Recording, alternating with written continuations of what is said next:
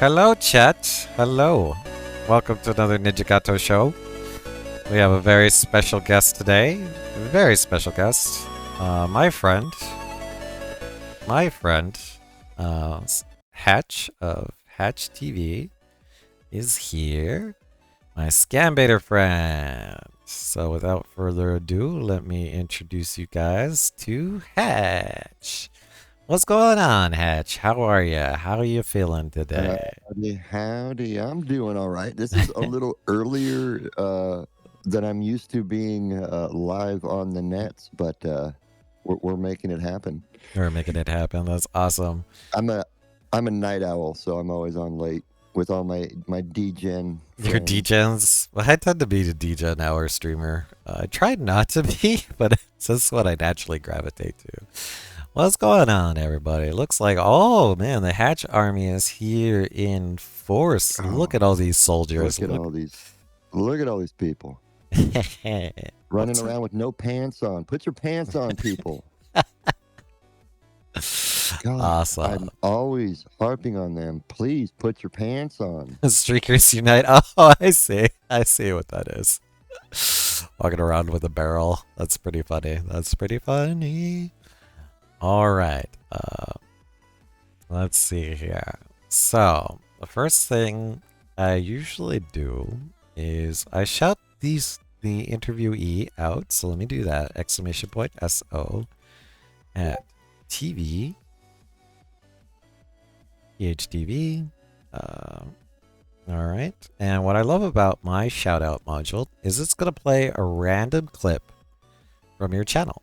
And like it's a slot machine GABA. Like whatever is going to come up, you're just going to have to explain the context of what we're seeing. And it's kind of fun icebreaker that I use. So without further ado, let's shout you out, and I will pin your channel. 1 second here. Oh, Florida? Florida. Can we call Clint's Florida?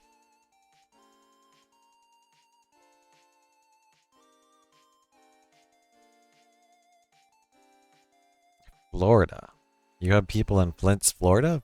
What was that? You recognize that clip? Oh, I didn't even see it. Okay. That's okay. Let me do it again. I'll do it again. Let's see what else we got. At TV HTV. Gonna shout you out again and again. Random clip's gonna come up Oh, and you're gonna have to clip. Florida? Oh, it's the same clip. Can we call Clint's Florida?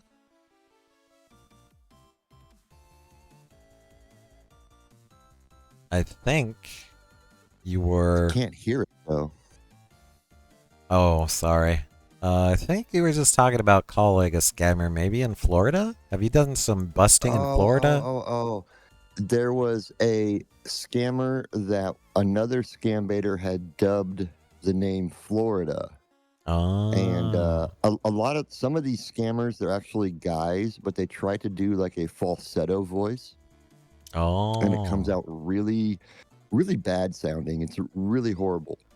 And so I was talking to him, and I believe I named him Mrs. Cock, I think. This is cock.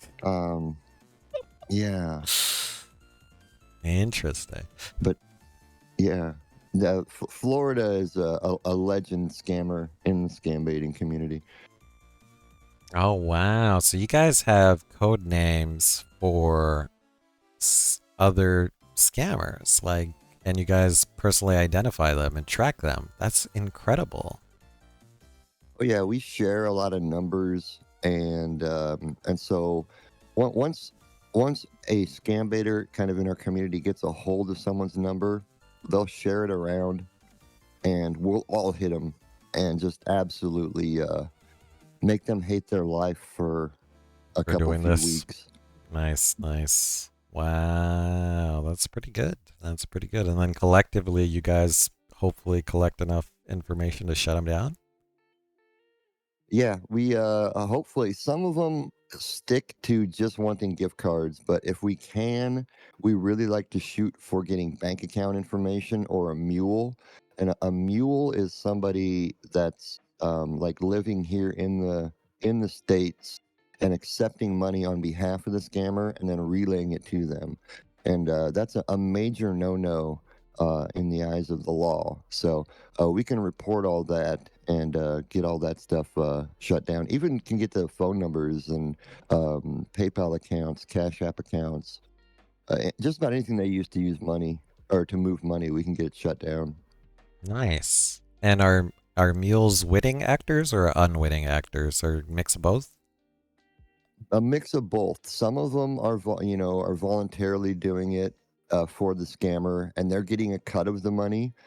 Some of them Oh. are victims who are being kind of tricked into doing it, saying, I need you to kind of work for me, and they'll be sending you their money on, and I need you then to send that to so and so, and that's kind of how that all works.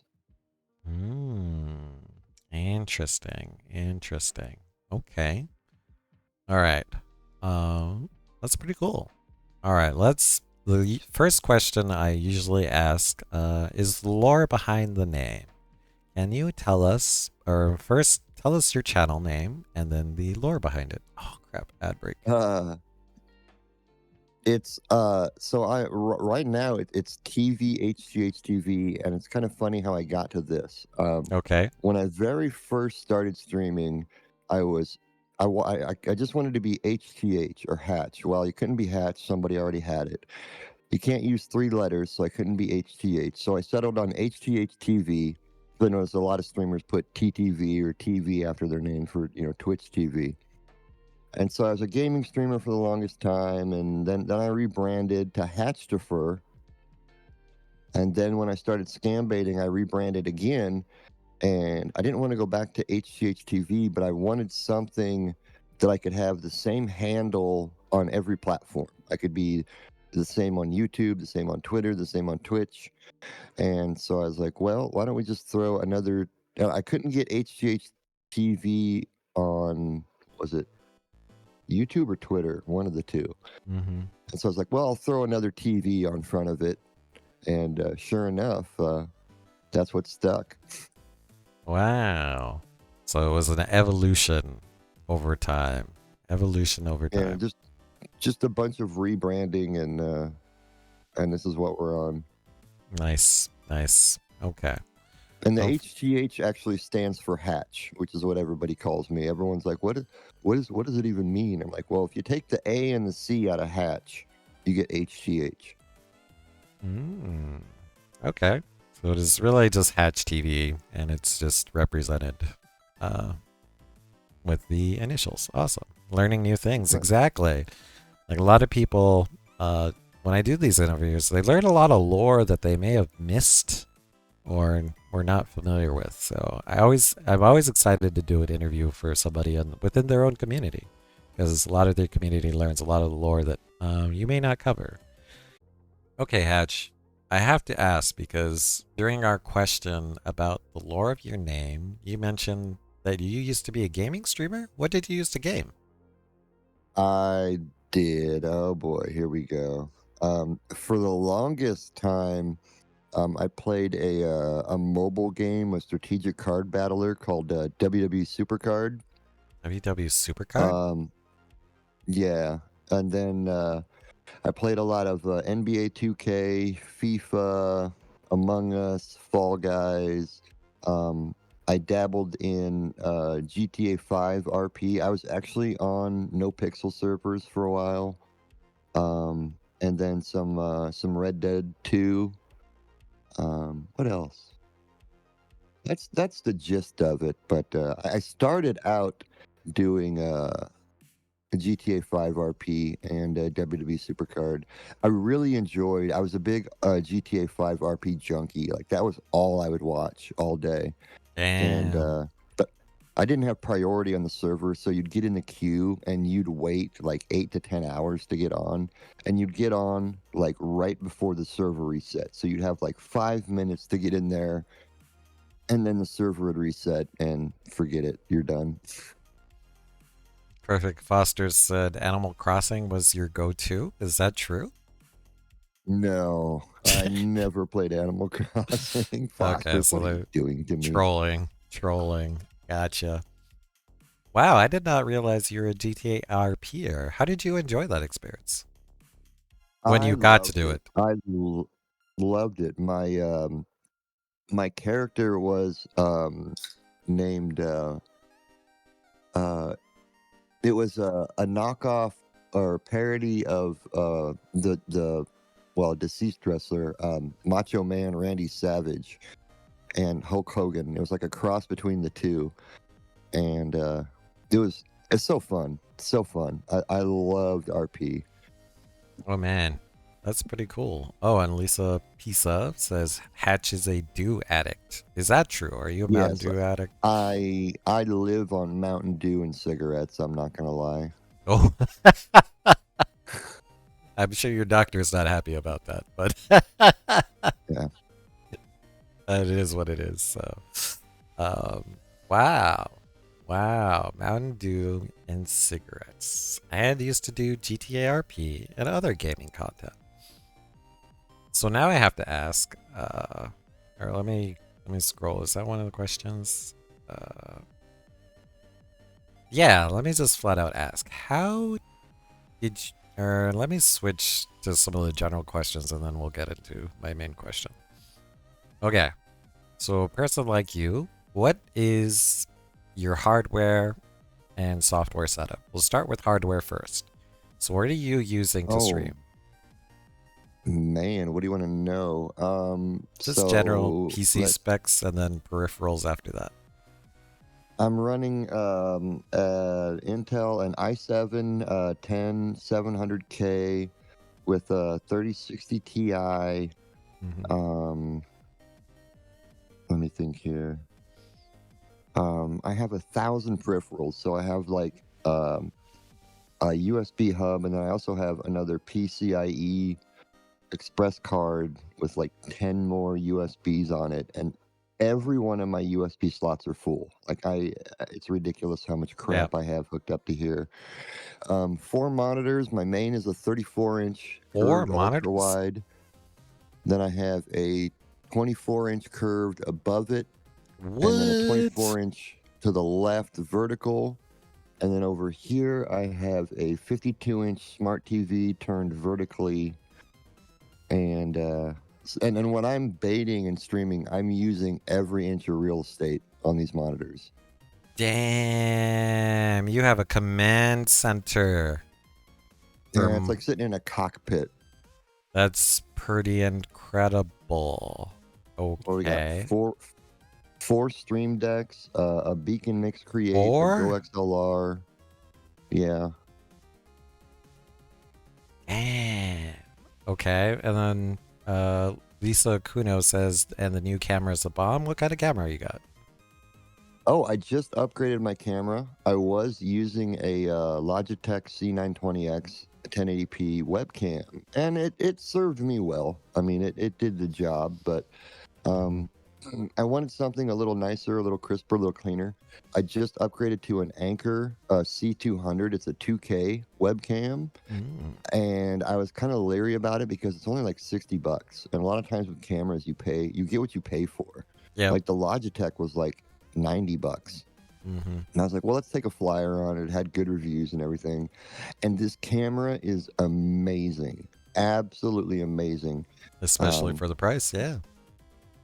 yeah, it's a really crystal clear 2K. It's got a shutter on it. I can cover the webcam, but when you do that, it not only closes the webcam, but it turns the webcam sensor off. So you're like, Oh, here, watch that this. gives you a sense of security. Yeah, you're gone.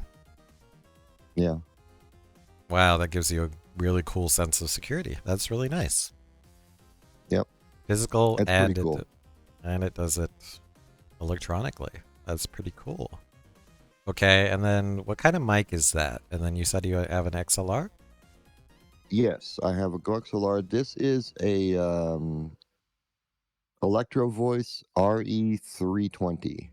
Mm. This was a gift that someone had bought me off my Amazon wish list. I was using a Rode Pod mic, which is a nice mic in and of itself, but this is a broadcast quality Right up there with the Shure SM7B. This is an amazing mic.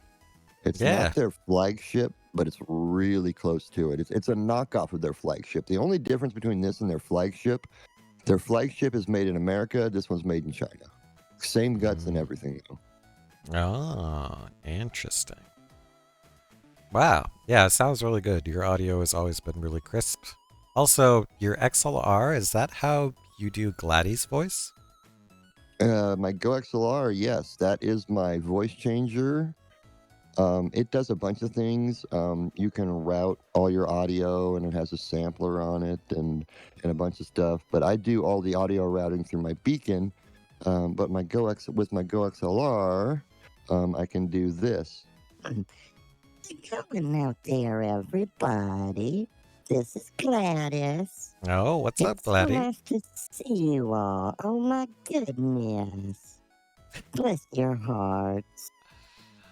That's pretty good. And yeah, that's my old lady character that I bait with. Nice. Do you have any pictures of your setup? Like, this sounds impressive and terrifying at the same time. I do actually have some pictures. Let me see if this will show on my phone or not. I don't know. That's okay. Also, my community yelled at me for even contemplating using a television as a screen. But you've done it. Aw. It works. I mean, I have another 24-inch monitor, but I like having the TV instead. When I'm streaming, I have my OBS over on my TV, so I get a little bit bigger look at my cam. I can always see what they're seeing instead of, like, if you're on one or two monitors and you have to hide your OBS, and if it doesn't look right on your stream, you never know. But I can usually look over and see if something's going bad, and I just got a new phone. TVs are How do I great get for to my chat damn photos? monitors. There we go. They're much lower resolution than they advertise, though. Okay, yeah. Yeah, Yeah. Beppo specifically wants me to buy like a 72-inch television just for my text or for my chat, because I am really bad at reading. Also, I'm noticing the Gladdy. Is that the Gladdy emote? So is that like what you've chosen to be Gladdy? That is Gladys in all her glory right there. Is she AI generated, or is this just like a random photo or stock No, photo? that is, I went on This Person Does Not Exist, and went through about 1,000 iterations to finally get one that looked all right. Let's see if this will show. Damn. It's not the best picture, but You have like a cockpit of just absolute tech. Holy cow. I thought I was this bad. is even old. This one doesn't have my Go XLR. This is kind of my setup before I added my my Go XLR and stuff. I think I only have, no, there's 4 stream decks in there. But yeah, that's a lot of lights. That's what I'm dealing with. And you're I actually only have one ring light. I stream, like I said, I stream in the evenings, and I only have one little ring light. Glad he has a cockpit. True. Nice. That's Limey. Limey is Limey. another pivotal member, kind of behind the scenes in the scam baiting community. Nice. He is a nice. Photoshop god. No, he has a little ring light, but like you said, Beppo. I think I agree with you, Beppo. He's got enough illumination from his other stuff too. No wonder Hatch wears sunglasses. Edgman's right. That's one of the reasons. There's 2 reasons I wear my sunglasses when I stream. Well, 3 reasons, because I don't sleep worth a damn, so I have bags under my eyes. But one is because of the lights and the brightness in the monitors. I used to get headaches when I'd stream. And 2, they're prescription, so I can actually see better. Oh, you can read. With them okay. on. Okay, so they block a lot of the bad UVs and make it easier to read. Okay, so 2 for 1. Also kind of hides your face, which is good. which is good. Awesome, man. Wow. Okay, so that's all the hardware, which is oodles and oodles of hardware. What is software-wise? What does it take to run your stream software-wise? Let's see. I use okay, so for my browser I use the Brave browser, and through there I run my dialer through Google Voice. Obviously, then I have OBS. I use Discord and Slack to communicate. And then I have StreamerBot. Does a lot of my bot work in my chat.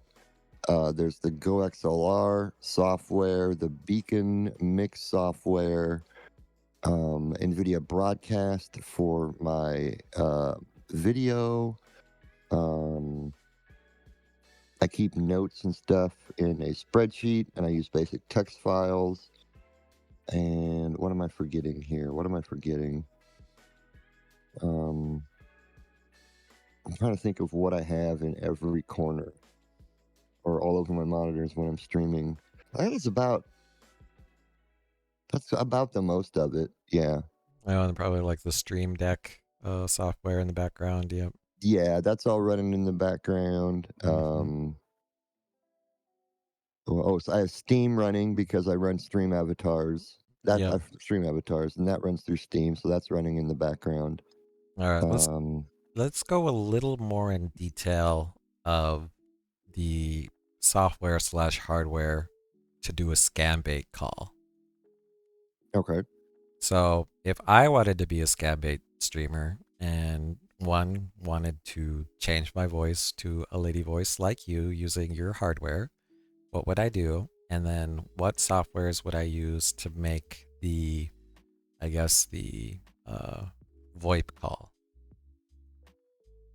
Well, let me preface this. Okay. First, anybody getting into scam baiting, you don't just want to jump in and start doing it. Don't use your your personal cell phone or your home phone or whatever. You always want to go out and get a VoIP line, and there's a bunch of ways you can do that. Depending on what kind of baits you're using, you're going to want to use a VPN. You're going to want to use a virtual machine. Cover your tracks. Some of these scammers will come after you. But other than scary. that, okay. Yeah. Oh, yeah. They're especially some of the Jamaicans.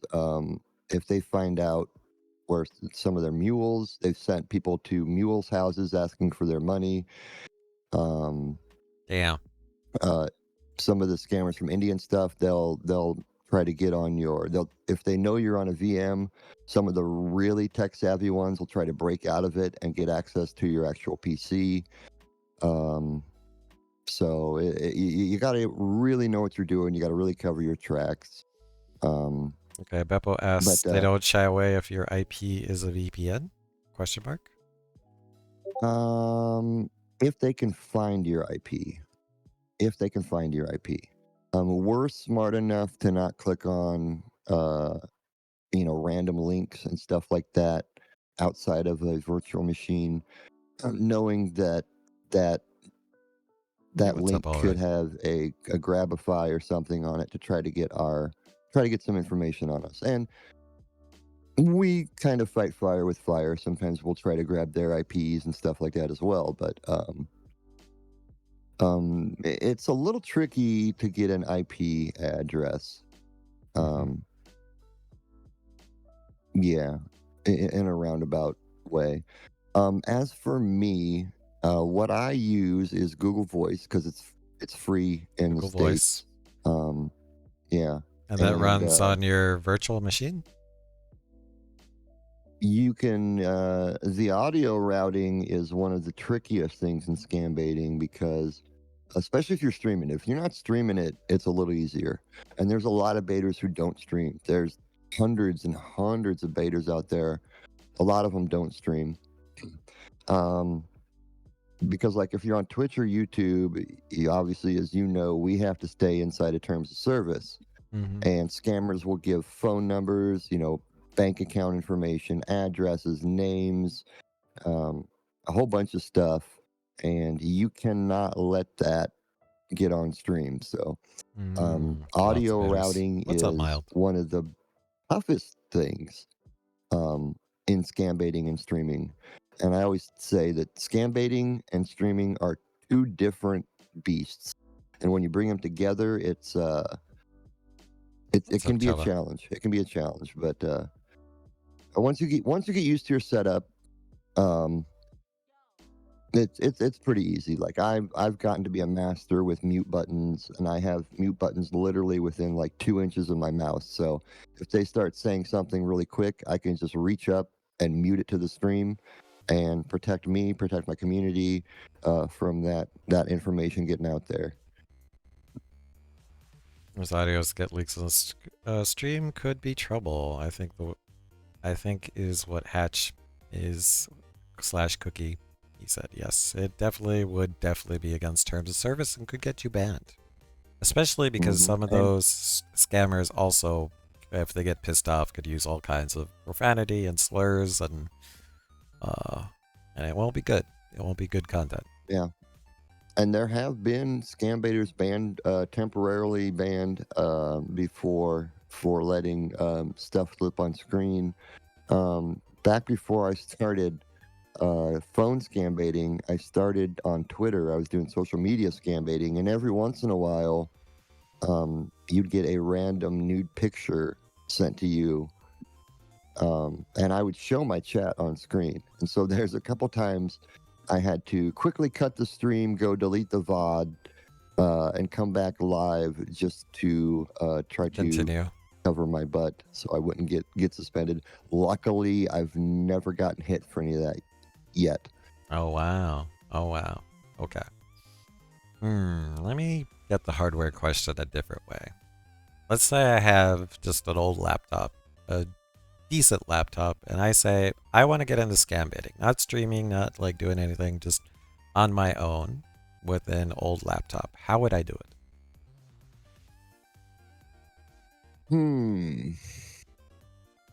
It all kind of depends on what type of scams you're calling. They all kind of have different requirements. Some of the most, if you're calling like the tech and the refund scams, the ones that come out of India, those are the ones that you get a pop-up saying, your Yep. computer's infected with a virus, you got to call Microsoft, Yep. or you get an email saying, your Norton 360 has renewed for $500. If you want to cancel it, call this number, blah, blah, blah.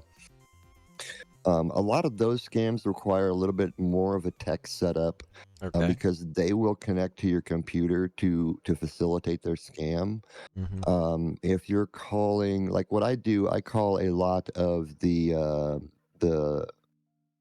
lottery sweepstakes scams and the advanced Yep. fee scams, and they just run it all over the phone. So you don't need a very fancy setup. Okay, let's If you say I'm had an doing old one of laptop, those. I'm doing one of those. One of the or I just got notified I won Publishers Clearinghouse, and it's one of the Jamaican yeah, ones. And I have an old laptop. What would I do to set it up to be a scam baiter? you'd probably easiest on that is pretty much just getting a VoIP, Avoid. a VoIP line. And there's a lot of different services, some free, some paid. The two biggest free ones that a lot of people use are Google Voice and Text Now. There's paid services you could use, Zoom, Skype, et cetera, et cetera. But to call PCH, you don't need a very fancy setup because they don't connect to your computer or anything like that. You basically just need something to make phone calls with. And again, never use your personal cell phone or your home phone. You never want that information to get out there. Or even a burner phone, right? Because of that, burner phone is toast. You could use a burner phone. You're kind of wasting money if you're doing it because there's free options out there that do just as good. Oh, nice. Okay. Okay. All right. So it can be easy to get into scam baiting, and it can be extremely complicated, especially with the tech support one, is what I'm hearing. Okay. And Yep. your setup is probably in the middle, right? Not the most. Yeah, I'd say middle to a little above middle. I have more than what I need to call PCH. I have it set up. I could call the tech and the refund scams. I have a virtual machine and everything I need for that. No But I phone number. enjoy the PCH scams. I enjoy the advance fee scams. Mhm. So maybe someday I'll call tech and a refund, but for now, I'm just gonna stick to what I'm doing. Okay. All right. I've been plugging you pretty, consistently about this interview, and I call you the hero we need, but don't deserve, because you are, wasting these scammers' time and sometimes collecting enough information to shut them down. But now I have to ask, what drove you to be like, I want to be a scam baiter. I want to do this content. Patches Batman, exactly. Um, that's kind of a complex answer, actually. When I first started watching Twitch, when I first found out about Mhm. Twitch, the first actual streamer, not let alone scam baiter, that I ever watched was Kit Boga. Many Yeah. people have heard of him. He's one He's of the big guys. One of the the big guys. biggest. Yep. Yeah, he's one of the biggest names in scam baiting. Mm-hmm. And so he kind of turned me on to it. When I very first started streaming, I tried scam baiting. But at that time, I really didn't know what I was getting into, and it was too overwhelming. I did it for like a week or two, and then I just went to gaming. And then fast forward a couple years later, I was getting burnt out on gaming. My stream wasn't going anywhere. I started watching scam baiting again, and I had kind of ran into a really tough financial situation at the time, and I was out on Twitter, and I noticed there's actual philanthropists on Twitter who will tweet out, hey, I'm gonna give 10 people $500 who reply to this tweet, blah blah. And I was like, wow, Oh, that's easy. Maybe I'll get that's a lucky. scam. And so I replied to a few of them. Obviously, never won anything, but I got a DM on Twitter one time, like, "Hey, I saw your thing, blah blah blah. I want to help you out, blah blah blah." Well, that was a scammer. He was really good at what he did, and I ended up giving him um, access to my online banking. Um, Wait, what? Caveat to that story. After I did it, I was talking to him. I did it late in the evening. It was like 11, 12 in midnight when I'd sent him that information. And it just didn't feel right in my gut. I was like, something just doesn't feel right about this. So I didn't sleep well that night. About 5:36 in the morning, I got up and I decided to change my username and my password to my online banking so he Okay. couldn't get in. Luckily, he decided not to do anything with it that night. He just must have went to sleep himself. Okay. And it's like, oh, I'll fleece this guy tomorrow. Well, I beat him to it, and he ended up not getting into my bank account. And so that's when my brain, I kind of had a light bulb go off and put two and two together. I was like, okay, there's scam baiting on Twitter, on Twitch Mm-hmm. and YouTube, and there's scammers on Twitter, but I have never seen anybody scam baiting these people on Twitter. And so that's when I kind of uh, started scam baiting, doing social media scam baiting, changed from gaming over to scam baiting on Twitch. And from there, um, the community just welcomed me with open arms. It was just crazy um, how word spread that I was social media scam baiting, and and more people would start to show up, and it was just crazy. Um, so then fast forward another year, and I had been social media scam baiting on Twitter. Quite, I got pretty good at it. Um, even to the point where Twitter support kind of knew who I was. They weren't necessarily on board with what I was doing, but they knew who I was. And they started banning my bait accounts on Twitter. And I got so frustrated and so sick of that, that I was like, you know what? I'm just gonna Oh start man, that sucks.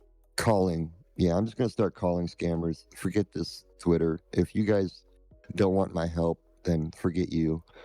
Um, and that's where we're at now. Wow. Okay, so to summarize, you almost got baited. And you're Scammed. Yep. yeah, you almost got scammed. Sorry, you got almost got scammed. They could have emptied your bank account, and Mm. that was your call to arms because you're like, wait a minute, I'm a Twitch streamer. I'm looking for new content potentially, and fuck these guys. They almost got me. That's awesome, Pretty man. much. It was like, yeah, I'm gonna kind of fight these guys that tried to take from me, and I had kept a spreadsheet and track of everyone that I baited on Twitter, and we'd go back and follow up to see if they got their account suspended.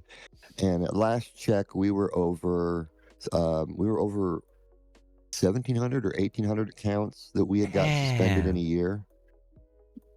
And Twitter shut that down. What?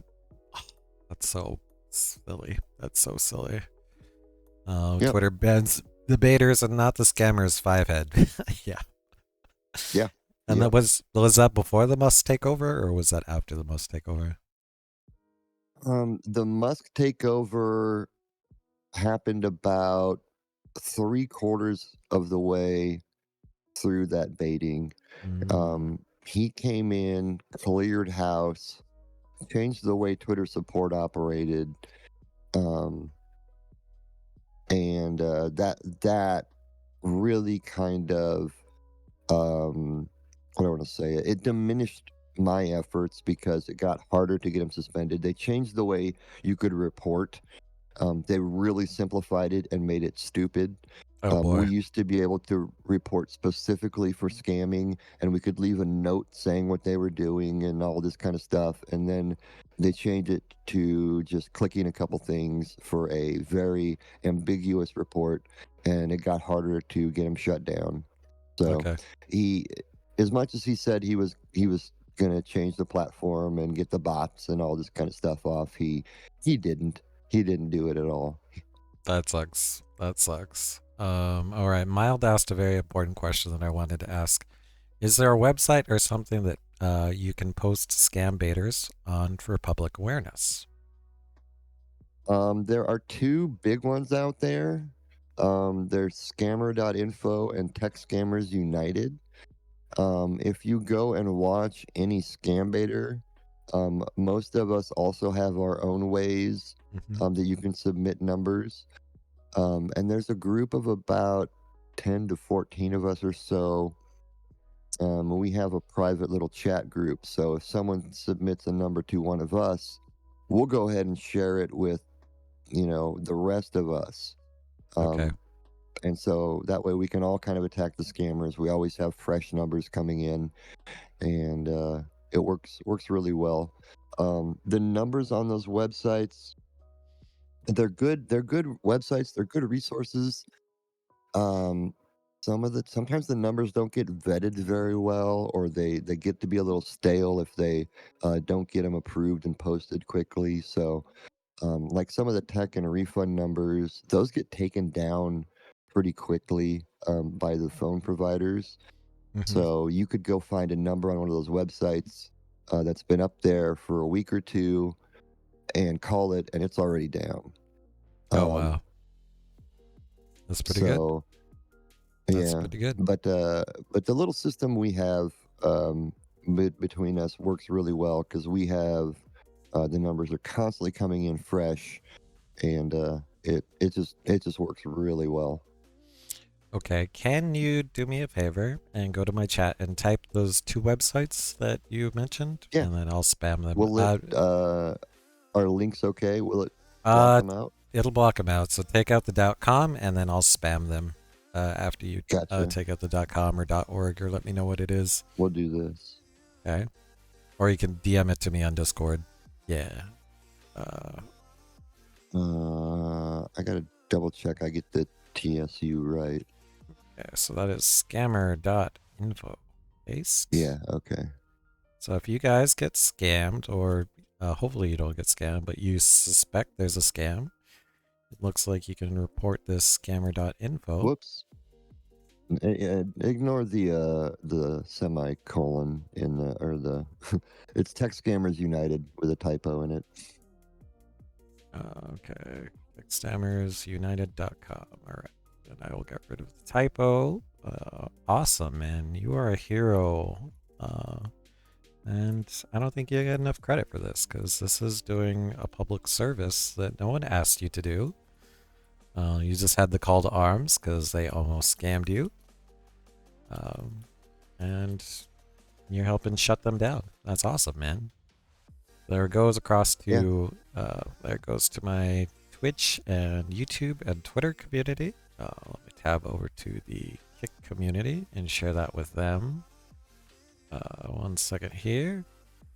That's You'll pretty find cool. that story is kind of common with a lot of scam baiters.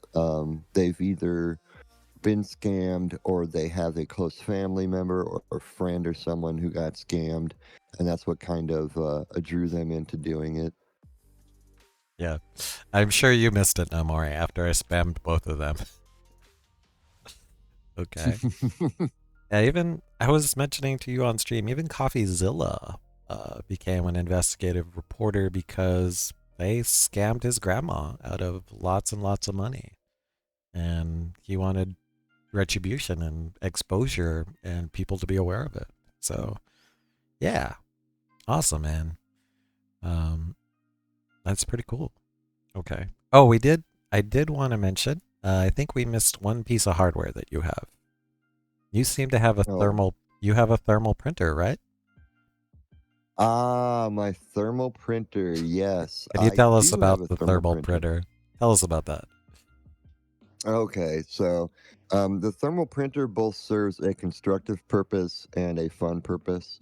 In my chat, I have channel point redemptions where it'll print out either a fortune or I do funny little porn names or dad jokes. It'll print it out and I can show it and read it on stream. Oh, I see. Chava's but- already joined your community and wants his porn name today. You want a porn name today? Let me see if I can do a little example here. Let my streamer bot fire up. But it started out as some of the scammers, a lot of the scammers will ask for gift cards as payment. And when they want a gift card, they also want a picture of the receipt. And so there are people in the community who can make like Photoshop copies of the receipt. But another member of the community, shout out to Dex, discovered that on a way to actually print out a fake receipt, and so he started doing that. And then I was like, "Oh, that's absolutely genius! I got to get one." And then one of my lovely mods, the Ripper, Katie, I know you're here, was so kind to go out on my Amazon wish list and bought me a thermal printer. And so I got with Dex and got it all set up.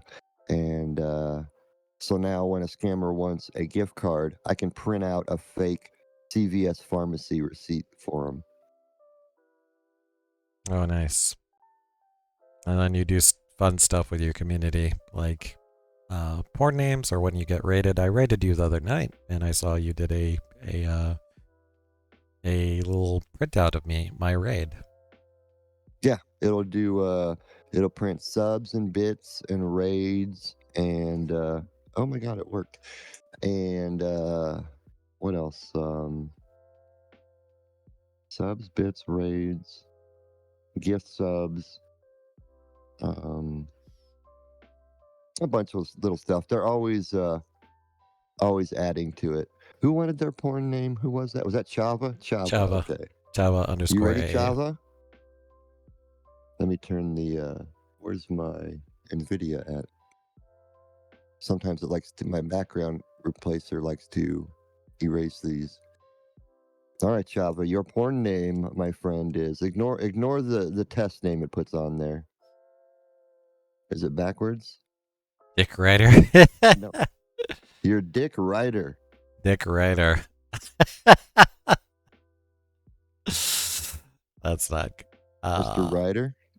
That's hilarious. That's hilarious. Okay, I do have to back up in some of the chat and discuss that scammers really do ruin lives. Like, they can completely empty bank accounts, savings, life savings. And Limey's comment almost broke me. My ex-fiance took her life due to a scammer. Mm-hmm. Wow. Mm-hmm. Yeah. And then mild. It's, Wow, that's yeah. pretty heavy.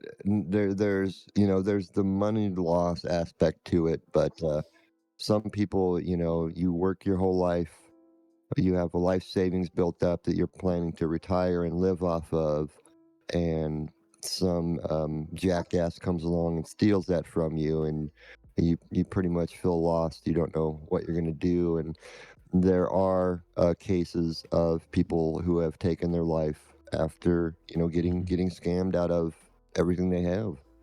Yeah, because there's a lot of banks that will say, well, you were an actor in it and you authorized it, so they're not going to cover it.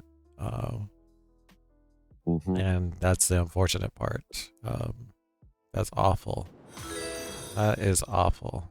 Damn. And then Mild said, my mom last year got scammed pretty hard. She got called by someone claiming to be from the Cash App. They told her that there was some inconsistencies in her account and had to confirm something. My mom, not very tech savvy person and didn't know better. I always told her to give me a call if somebody like that ever happens. And also that most sites are never going to contact you directly unless it's a major issue and it's going to be email. She lost over $4K because of it. Damn. $4,000 just stolen. Phew. My dad has also been involved in scams. You know what's crazy is like a lot of the scam baiters, like you're saying, have personal stories of either getting scammed or their family members getting scammed. And that was their call to action. I got scammed once, and I'll admit to that. Where, I got one of those, like, your bank account has been compromised emails, and it looked like it was officially from my bank. So it looked very much like it. And so then I clicked and I logged in, and it looked exactly like my login for my exact bank. And I was looking at it and I was like, well, it kind of looks like my bank, but something's off here. So then I went back to that email, and then I saw it was from like @gmail.com or something. And then I realized, oh, fuck, it's too late. And I realized, my bank realized it before I did, that I just got baited. So they shut it down for me, which was great. But yeah, I've been scammed. I will admit, I've been scammed. We're hit by it so frequently that I feel like it's like a numbers thing, that eventually, just out of fatigue or just out of confusion, or we might get scammed. And it's awful. Oh yeah, billions and billions of dollars lost every year to scams, and even the most, if you're even hip to the scams, and no one, everybody is a potential target and a potential victim. The scams are constantly evolving. There's a scam out there for everything, for cat sellers, pig slaughtering, selling hay, um, gun sales, industrial chemicals. I mean, you think anything you can think of, there's a scam out there It's taking awful. advantage of it, and you never know. Our biggest ally in the scam baiting Chappie friend took her life, so she became a powerhouse in the scam baiting community. Okay. Damn. More stories. Allred said he's been scammed in person. My dad has also been involved in scams. Scam victims often don't even share they've been scammed because of the shame. Oh, that is true, Georgian Space. Mm-hmm. And then Mm-hmm. Chava says in Mexico it's pretty common to get scams involving fake kidnappings. And then Chava also said a friend of my mom lost her house because of a scam boyfriend. Wait, what? Their confusion to get many money. Yeah, but they specifically target, or a lot of times they target the elderly, right? Because they're easily confused. Yeah. Oh, yeah. The elderly and vulnerable populations are their favorite targets. Mm-hmm. They're not very tech savvy. They don't understand. Yeah, they're easily confused. Um, they're I don't want to say naive, but they don't think. They're not aware of a lot of the types of scams and stuff out there. Um, and so the scammers know this, and yeah, perfect fosters. They're more trustworthy. They put their Mm-hmm. trust in anyone who says they're calling and trying to help them. So yeah, it's they do kind of target the elderly and the vulnerable. Yep. Yeah, but Mild says what's scary is a lot of them are now also botting now, which gets worse. And then Namori also almost got scammed. And then it says I am not here ever. Also said my husband almost got scammed for goat buying. I knew of a scam because baiters, so we didn't get scammed. Damn, goat buying. I didn't think goat buying. And Chava says, my brother got hired into a company because IT heard guy got scammed out of $500,000 out of the company bank account. Whoa, they go for corporate scams now. So my bro decided to put fail safes against that and do training. Damn. Yeah, that's like getting the big fish, right? Getting a corporate scam. Big bucks. Big bucks. Big bucks. Watch a lot of Vaders and trying to learn scam baiting myself. All right, Redneck Scott. Awesome. They seem to have a very welcoming and open community, is what I'm learning.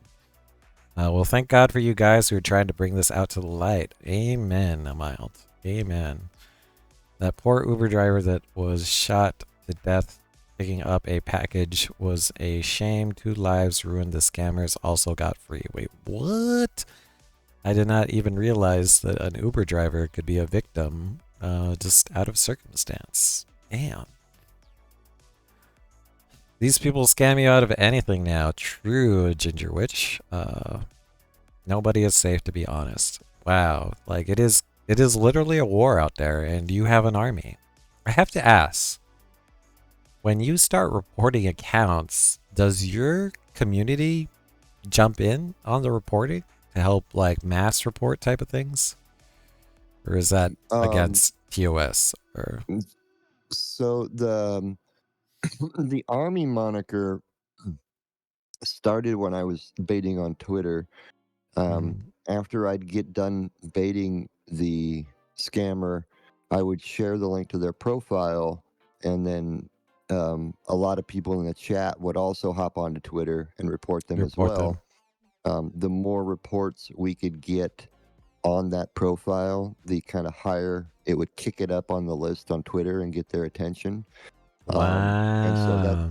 that's how I started calling everybody my soldiers out there fighting.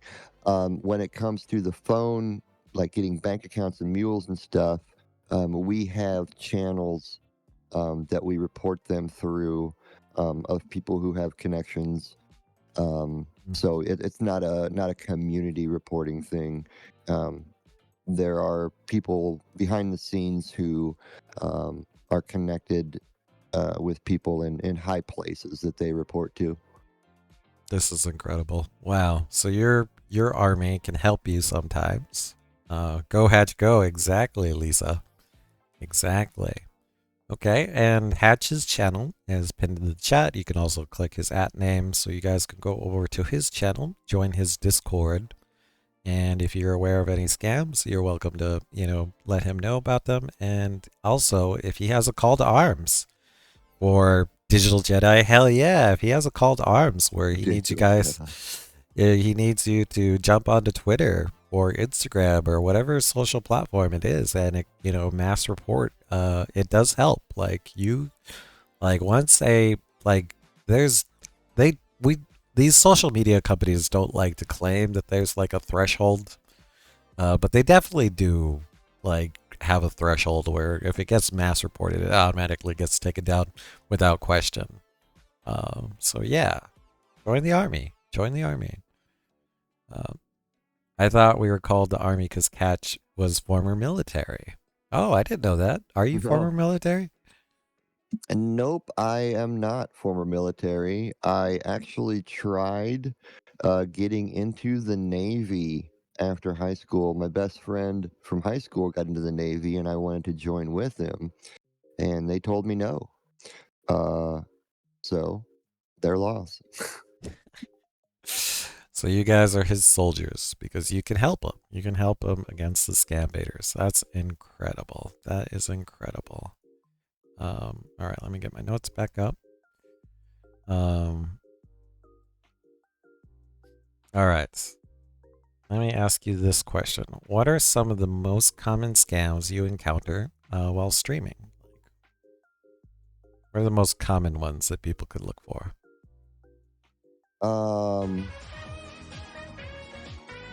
Thank you for the raid. There's FN Champy.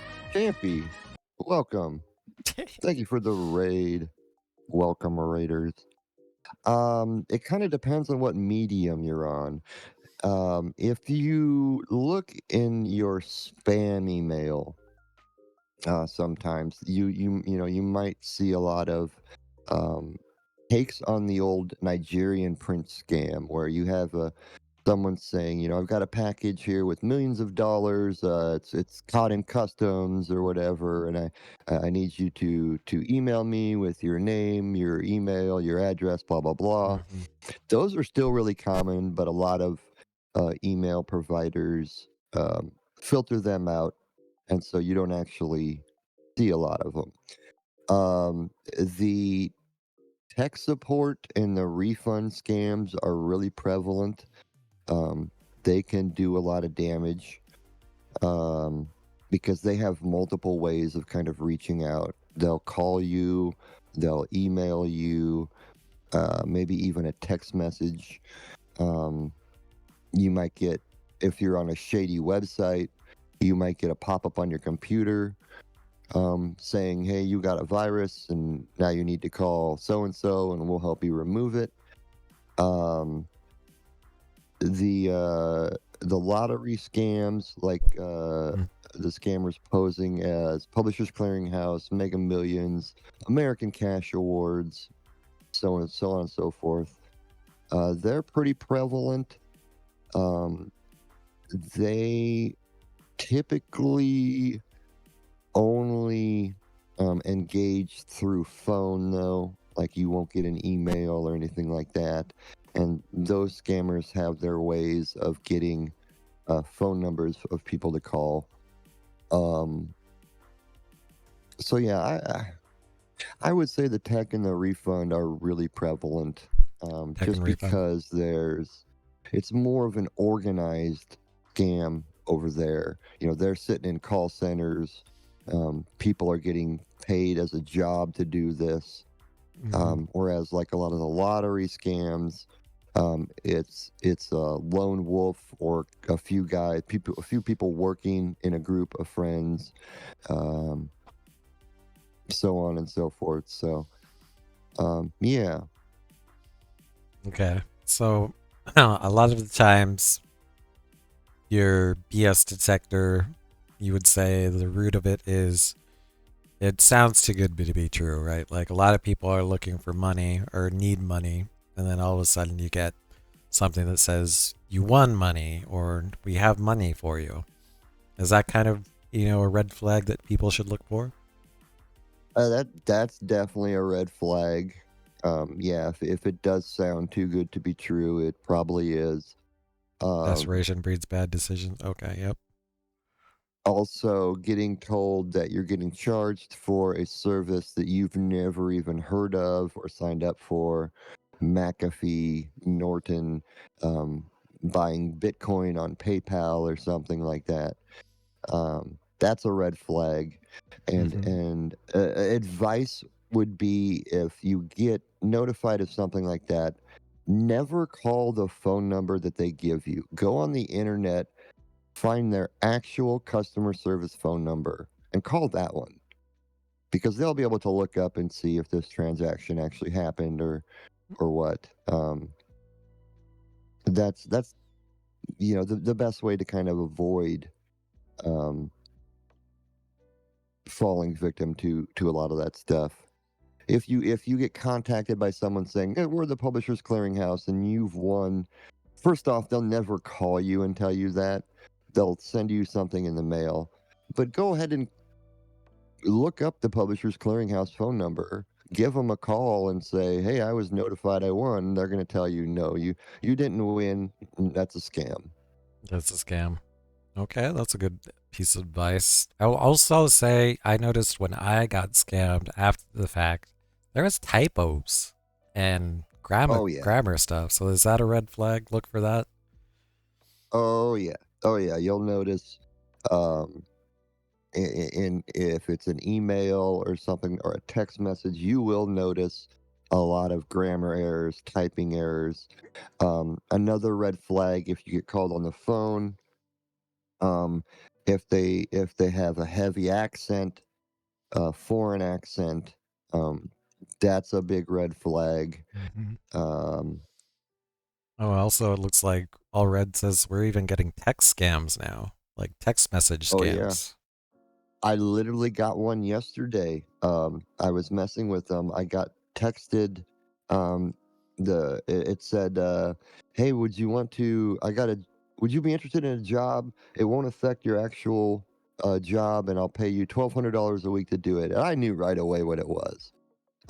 They wanted me to take pictures of houses and apartments and stuff that they would send me, and put them on Facebook and say they're for rent, but they're not for rent. They have the victim then contact them to rent it out. They send them the money for deposit, the first month rent, and there's obviously no place they're renting out. I literally got one last night doing Damn. doing that. Damn, are you gonna put that one on stream? You're gonna call them via the VoIP and be like, "Hello, I just got a text message." I had some fun with them, and I got their number reported and stuff, and then Oh, I let them know that they made a big mistake on who they texted. damn, damn. Uh, yeah, and then they're also spoofing local numbers. I couldn't believe that. Hmm. That's like you're more likely to answer if it's from your area code. Oh yeah, Uh, they'll use a VPN, and they'll go and get U.S. numbers, U.S. area codes. Obviously, because it makes them look more legitimate if they're calling from a U.S. number. Um, you, and you wouldn't know any different just looking at the number when it pops up on your caller ID. mm-hmm. Awesome, awesome. Um, yes, Mild said desperation breeds bad decisions. True, Mild, very much so. Hmm. Yep. Yeah, that's what got me into scam baiting. I was desperate and looking for help, and it was a bad decision. Mm-hmm. Okay. How long have you been on Twitch? I have been on Twitch for what are we in May? I started streaming in December of 2020. So coming up on 3.5 years or so 3.5 now. years? Wow. And I saw you became partner in March. Is that correct? It was in March or April. Okay, cool. Well, Yeah, it was congratulations on that milestone. thanks. It was a fight. But I got it. I got it. And there's really not a lot of perks or anything that come with it, but it was more of a personal goal when I Mhm. first started streaming. I was like, man, it'd be really cool to be partner and have that status. Was And back then there were more perks to it. yep. Um, and so it was always kind of a personal goal. Mhm. And when I was gaming, not garnering a lot of viewers and stuff, it was pretty much unattainable. I knew it wasn't ever really going to happen. And then as I started scam baiting, I just saw my community growing and growing and growing. And I was Mhm. like, wow, this might actually be possible. And here we are. Wow. Well, congratulations to you. That's awesome. And even Java just mentioned he's even getting WhatsApp scams. That's incredible. Like it's just everywhere you go, somebody's trying to scam you on some different platform. It's awful. Any social media platform, any communication platform, Telegram, WhatsApp, Signal, Twitter, Instagram, Facebook, TikTok, you name it. If it's out there, there are scammers on it. Hatches my hero, says Lisa Pisa. Oh, Nice. you You are a shucks, hero. Lisa. You gotta watch out for her. You gotta watch out for her. Uh, yeah, I almost never answer my phone since most numbers are the ones I don't know. Yeah, same. Like I hardly ever pick up my phone if it's not somebody that's already in my address book. I let it go to voicemail, and if Yeah. it's important, they will leave a voicemail. Um, Damn. And so many more scam stories in the chat. Holy cow, holy cow. We barely touched the first two questions of this. Have you ever had a situation where a scam bait became dangerous, and how did you handle it? Um, not so much dangerous. We're pretty good at covering covering our tracks, Mm-hmm. a location, phone number, email, all this kind of stuff. So it's pretty tough for a scammer to find out anything about us. Now, I have gotten death threats, voodoo curses, and spells. I have had a couple of them actually find the stream and watch. This was back when I was Twitter baiting. What? A couple of them literally sent me a screenshot of the stream. And I was like, hey, thanks for the view. Enjoy your suspended account. Voodoo curse. But in terms of danger, no, we're pretty good at living in the shadows. Damn.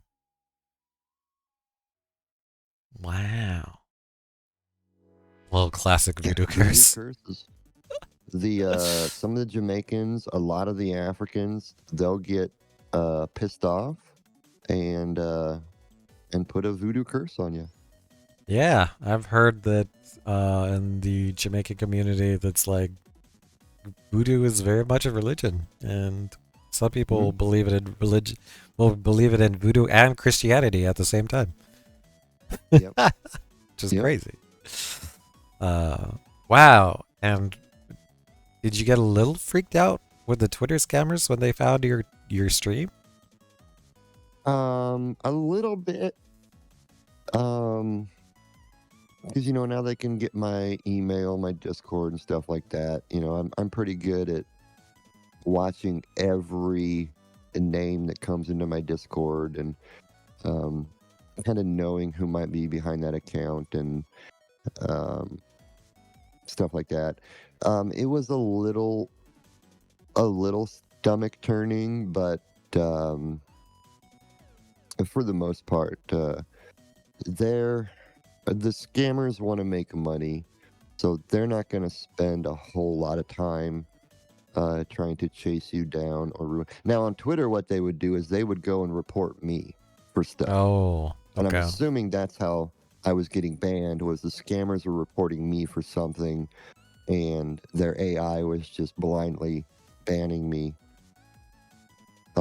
But when you're doing phone calls, there's nothing really to report. Yeah, they can report me on Twitch, they can report me on YouTube, but Twitch and YouTube do a much better job of actually investigating the report and seeing if it was a violation.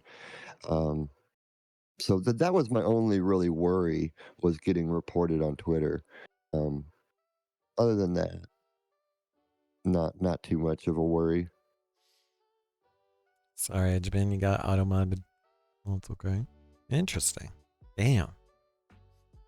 Yeah, I would have been a scaredy cat. Not gonna lie. All right. Let me ask you, what is the most satisfying outcome you've had from the scam baiting, or scam baiting a scammer? There's a few. Yeah, tell me your top three.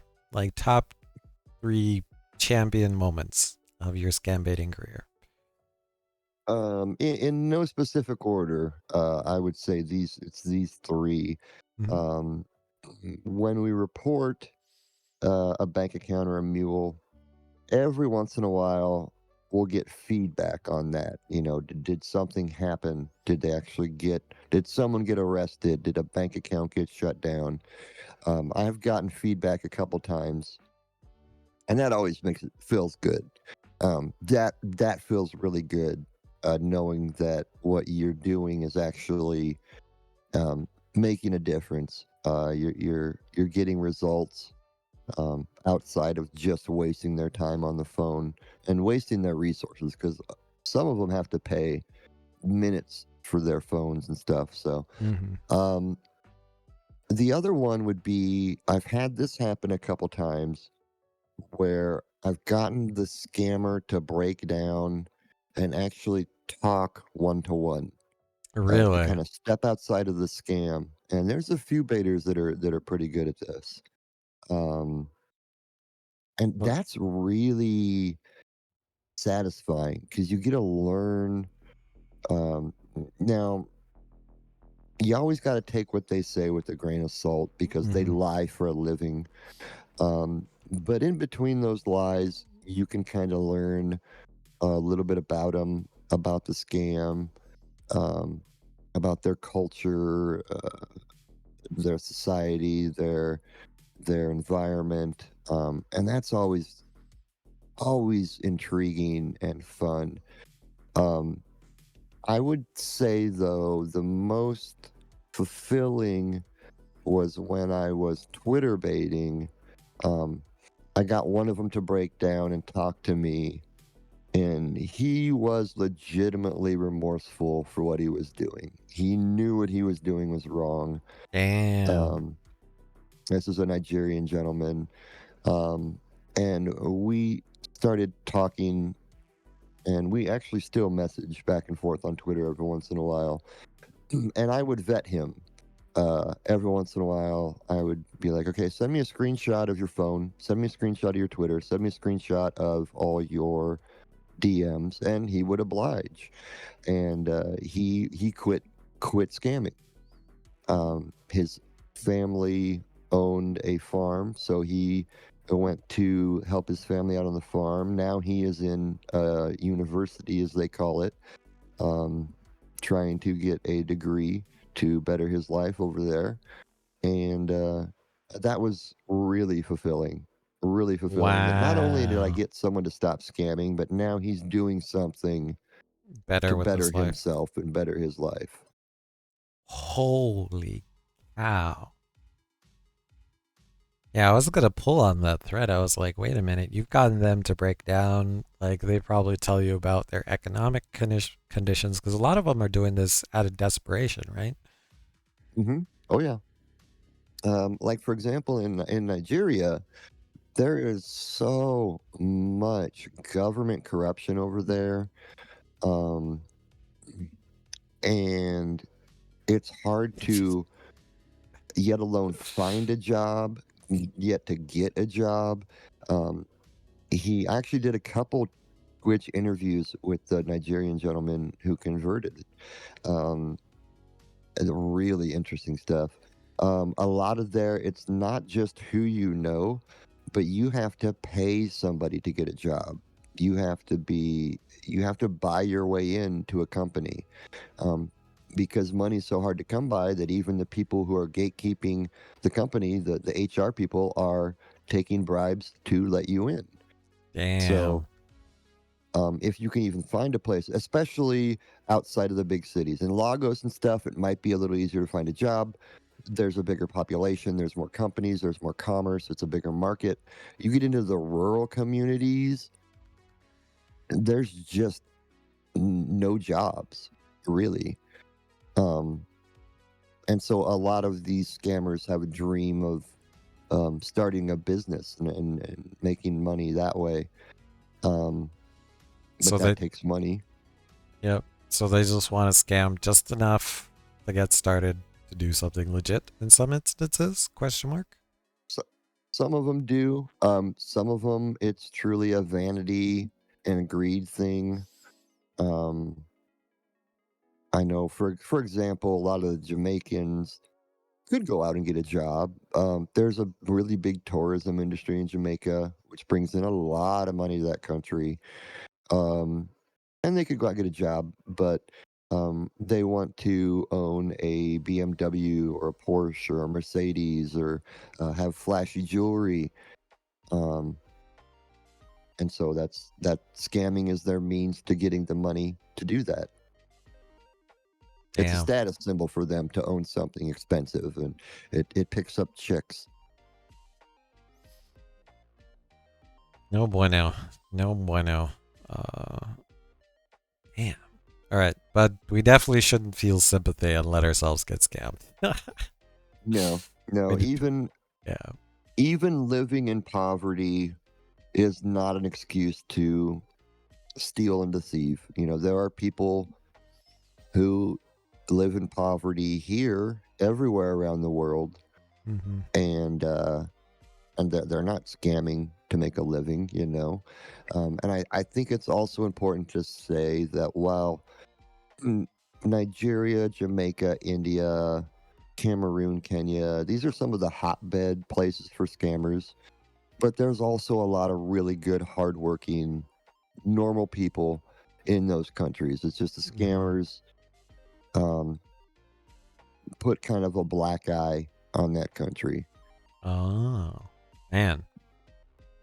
Man, I didn't think we'd go geographically and world politics style on this, but Yeah, it is what it is because that's the it nature is of the what it is. beast. That is the nature of the beast. Holy cow. All right, so now I'm going to ask you questions more tailored towards your stream. How did you come up with your personas for interacting with scammers? I don't know if Gladdy is the only one you have, but can you tell us this history of the story behind your persona? When I was Twitter baiting, I would use a couple. I started with a young male persona and then a young female persona. The scams on Twitter are a lot. A lot of them are scammers posing as a sugar mama or a sugar daddy, and they are looking for young victims, college kids, looking for money and stuff. Um, and so that's how that started. When I started phone baiting, I didn't have a voice changer yet. I was just using my regular voice. And so I was just playing a middle-aged construction worker, um, and calling people. I wasn't finding as much success as I was with Gladys, because Mhm. obviously now I have an elderly female character, and that is a easier target for them. Um, Oh. I finally broke down and got the voice changer, got the Go XLR. I tried a different piece of hardware before the Go XLR, and it was all right. It didn't work quite as nice as the Go XLR does. But I wanted to make it fun for my community. I went ahead and one stream, and we, as a community, picked the name. I'd have them submit. We submitted like almost 10 names or what, and then we voted on it. We did a poll and we voted on it, limited it down to 3, and then we took those 3 and voted on it again um, for a first name, and then we did the same thing for a last name. Um, and the chat really enjoyed that. I think it kind of they feel Invested. involved, or like they helped create the character. As for Gladys' persona, she has kind of a southern drawl, um, just a good old girl from the south. And I didn't even really plan that. When I started doing the voice, it just kind of came out. Because I had to slow down my speech so it would sound more legitimate, and the southern drawl just came out as I was slowing down my speech, and that that's how she came to be. And from there, it's just writing a backstory, what she does for a living, where she lives. Um, Husband is deceased, um, and all that, and every Bader's character will kind of have a backstory to it, which is kind of neat. It gives them more of a human, actual human feel, and it's easier to remember then if you make up a backstory and every scammer asks you the same questions. What do you do for a living? Are you married? Do you have kids and all that? If you have a backstory made up, it's easy to answer those questions. Okay, so I see they named Patrick Anderson. Was that your construction worker? That was my construction worker, Patrick Okay. Anderson, yeah. And then Patrick then became Gladys's son. So when they Oh. ask, do you have any kids? I'm like, yeah, I got a son named Patrick. He's grown up, has a family, and I have grandkids. And so my characters have kind of, their stories have kind of blended together as I've evolved and progressed. Okay. And how about we have you become Gladdy, and you have You want to do Gladys Gladdy. again? I want to hear Gladdy's backstory. Who is she? And yeah, go for it. Like, who is Gladdy? What did you do? Like, what is the usual song and dance you give about Gladdy? Oh Hello. my goodness. Hello there, little kitty. Oh, you are so precious. Oh my stars. Oh my goodness. All right. Well, hi everybody. My name is Gladys. I was married to a lovely gentleman named Harold for many years, and poor Harold, he passed away about 10 or so years ago. Harold owned his construction company, and one day on the job, um, he was run over by a steamroller. It had gotten out of control, and it flattened him like a pancake. It was What? so sad, so So you're sad. a lonely widow, Gladdy? By a Oh, steamroller? kitty, let me tell you. Yes, I have my precious son Patrick and his wife, and now I have the grandkids, Wait, how many and grandkids do you have? they have 2 kids. Yes, they Oh. have 2 kids, but I'm very active in the church.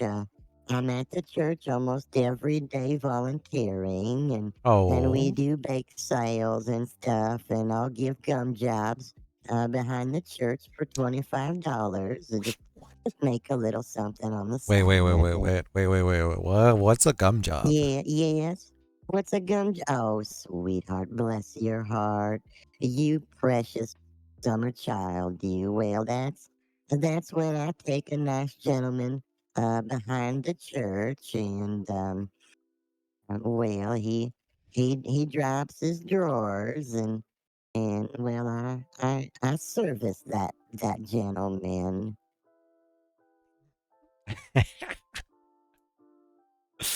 Like Awesome. I say, I have needs too, darling. Oh Okay. wow. You are a lonely widow, that is for sure. Yeah, yeah, yeah. But I do have a claim to fame. A couple years ago, um, I, I make a lovely loaf of bread. It's infused with dill pickle. It's Dill dildo pickle. bread. Dildo bread. Yes, it's dildo bread. Yes, Is and dildo bread, is I, it good? Did it win the state oh, fair? it's lovely, darling. I entered it in the state fair a couple years ago, and it got second place. Damn. Yes, only second place to the Bukkake biscuits. That Bukkake bitch, biscuits. uh, that bitch Carol and her Bukkake biscuits. One of these years, I'm gonna beat them damn biscuits. Nice. Nice. Okay. All right. Well, I will have to try your dildo bread sometime. It sounds Oh, lovely. it's wonderful. You just get it in your mouth and you chew it up, and it just melts in your mouth. It's beautiful.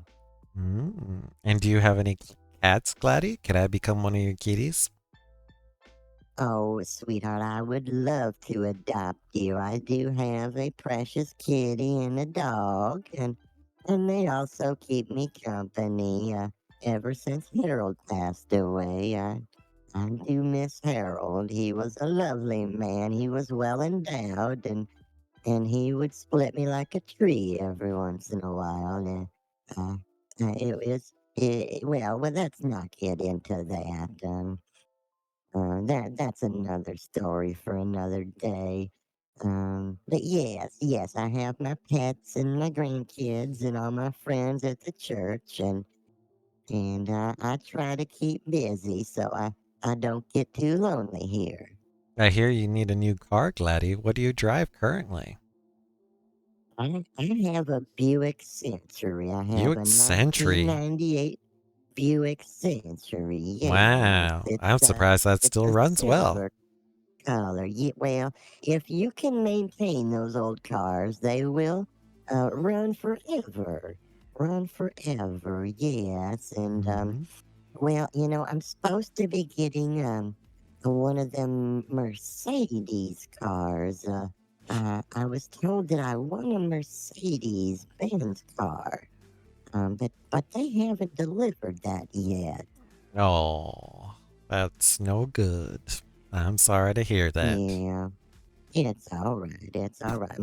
My Buick gets me around just fine, and that thing's built like a tank. You wouldn't believe how hmm many accidents I've gotten in, and it just keeps on going. Allred wants to know, did you get the LTD model? I have the base version. Mm. Harold didn't like flashy automobiles. He was very frugal with his money. As long as it got us from point A to point B, and had a hmm nice back seat that we could hop into, it was good enough. Damn. Gladdy, I have to say, you're a little bit thirsty. Oh my. Like I said, darling, I have needs. Just because I'm an older lady doesn't mean that I don't have needs. Mm. Nice. Nice. So, immersion break. I have to say, does the thirstiness of Gladdy help trigger the romance baiting? Yes, it does. Wow. So, can you explain romance baiting? Romance baiting, um, romance scams are some of the most dangerous scams Really? because yes, they can go on for Thank you for the follow, DJ weeks, Saltlick. months, and years.